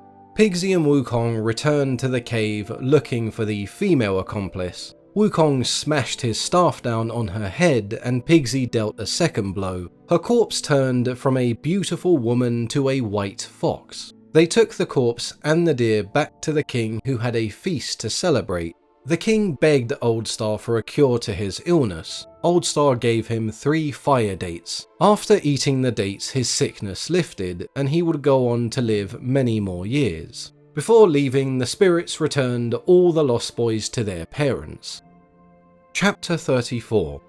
After crossing the mountain of hidden mist, they were close to the outskirts of India. Consulting with the locals, they learnt they were in a city known as Phoenix Immortal. The city had experienced a 3-year drought that killed 2/3 of the population. They were looking for a priest who could bring them rain. Wukong summoned the Dragon King Wukong of the Eastern Ocean. He inquired as to why he hasn't provided rain to this city. Wukong reminded him that he provided rain as heaven permitted, so Wukong would have to look to the heavens as to reasons why.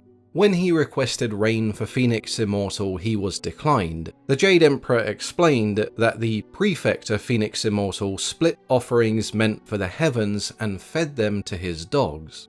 The heavens then granted 3 impossible challenges. Only when these challenges were complete would they grant Phoenix Immortal rain. Wukong was led to a hall where he saw a 100-foot rice pyramid being pecked at by a chicken, a 200-foot noodle mountain being eaten by a dog, and a large golden lock being burned over a flame. There was to be no rain until the chicken had eaten all the rice, the dog had eaten all the noodles, and the flame had burned all the way through the lock. Back in Phoenix Immortal, the prefect admitted to his error. The city would have to worship and recite scriptures more than they had ever done before. Buddhist and Taoist clerics were ordered to conduct services for 3 days. Households were made to burn incense and chant the Buddha's name. Wukong travelled back to heaven, and the rain was authorized by the Jade Emperor. There was over 3 foot of rainfall, the rivers began to fill and plants began to revive. After a send-off celebration, the pilgrims moved on. Tripitaka was impressed by the compassion shown by Wukong, not only for saving the 1,111 boys prior, but for saving this entire city. Chapter 35. After 14 years of travelling, they had reached the Buddha's western heaven. The gatekeeper welcomed them. Great Golden Head was told by Guan Yin that he would meet the scripture seekers from the east in a few years. Their journey had taken slightly longer than expected. The pilgrims watched as they prepared to finally meet the Buddha. Wukong could fly to the Buddha from here, but Tripitaka had to stick to the roads. They would have to cross Soul or Spirit Mountain. Soon they came to a narrow stream with no boat to take them across. Wukong pointed to a slippery log that they would have to use as a bridge. He hopped across to show them how it was done, but Tripitaka, Pigsy and Sandy all refused to move. Tripitaka spotted a boat nearby. Upon further inspection, they saw it was a bottomless boat. Wukong saw that the driver was the Buddha, but remained silent. He pushed Tripitaka onto the boat and he fell into the river. The driver fished him out, and with everyone on board, they started moving across the river. Tripitaka saw a corpse in the water. Wukong told him not to be afraid. The corpse was Tripitaka. Pigsy and Sandy celebrated. The boatman also offered his congratulations. He had shed his mortal body and was now ready to become an immortal. When they had reached the other side, the boatman and his boat disappeared, and so they hurried up Soul Mountain. Before them, they could finally see Thunderclap Monastery, a sight to behold. The Buddha had all of his attendants and followers greet the pilgrims. Tripitaka showed him their travel papers and requested the scriptures. The Buddha told Tripitaka how greedy, evil and lost the people in the East were. The scriptures could save them, but they were too stupid to comprehend them all. The pilgrims could pick some scriptures to take back. They loaded up the scriptures and began their journey back down the mountain. The Buddha noticed that they had taken the wordless scriptures. They certainly wouldn't understand the meanings, and the entire pilgrimage would have been for nothing. He instructed the librarians to use their magic to catch up with the pilgrims and take the wordless scriptures, so they had to return for the worded scriptures. A gust of wind surrounded Tripitaka. A hand reached out of the sky and grabbed all of the scriptures off the horse's back. Wukong hopped onto a cloud and gave chase. The hand, fearing a blow from his staff, ripped open the scriptures and scattered the pages below. Sandy unrolled one of the scriptures and saw that it was blank. They checked the rest and they were all blank. They returned to the Buddha furious, but he calmed them down and gave them the written scriptures. In return, Tripitaka gave them the golden alms bowl the emperor had given him to use to beg for food. The Buddha told them to take great care because these scriptures held many of life's secrets. The pilgrims set off one final time. With them gone, Guanyin appeared to speak to the Buddha. She told him that the pilgrimage had taken 5,040 days, just 8 days short of the number of scriptures they were given, a holy number. The Buddha told Guanyin that she had done well. He looked to 8 deities and instructed them to carry Tripitaka back to the east. Once he had delivered the scriptures, they were to bring him back. They had 8 days to accomplish this mission to make sure the pilgrimage had taken exactly 5,048 days. Chapter 36. Guanyin held a meeting with all the spirits she had entrusted to watch over and guard the pilgrims during their journey. They gave her a ledger that documented all the trials and tribulations they had faced along the way.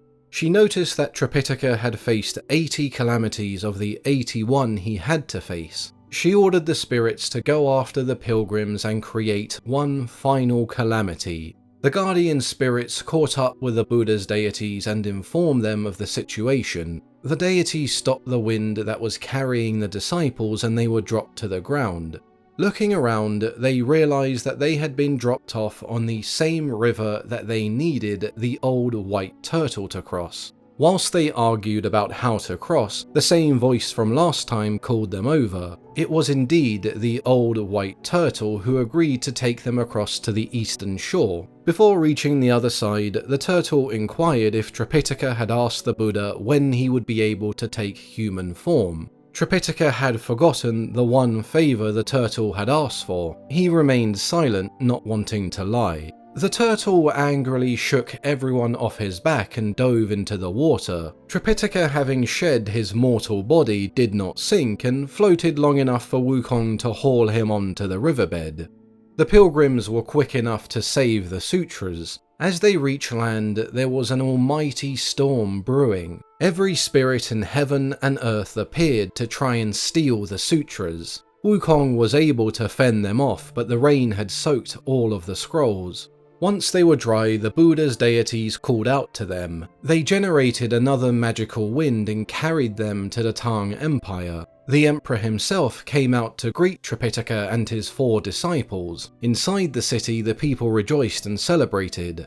The emperor asked Tripitaka how he acquired the sutras, and he began recounting their journey to the west. He introduced his disciples and made sure everyone knew how invaluable they were on his pilgrimage. Tripitaka instructed that copies were made of the scriptures so they wouldn't be forgotten. The emperor then asked Tripitaka to recite the words of the Buddha at a grand mass. This was interrupted by the Buddha's deities, who instructed them to follow them back to the west. The emperor vowed to circulate the texts around his kingdom and ensure his people knew of the Buddha's teachings.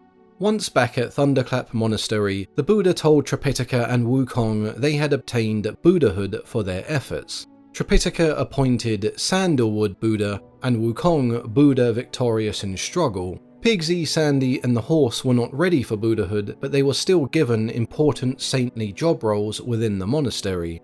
The spirits of heaven gathered to pray to all the deities, which now included our 5 pilgrims under their new names. And that marks the end of the journey to the west.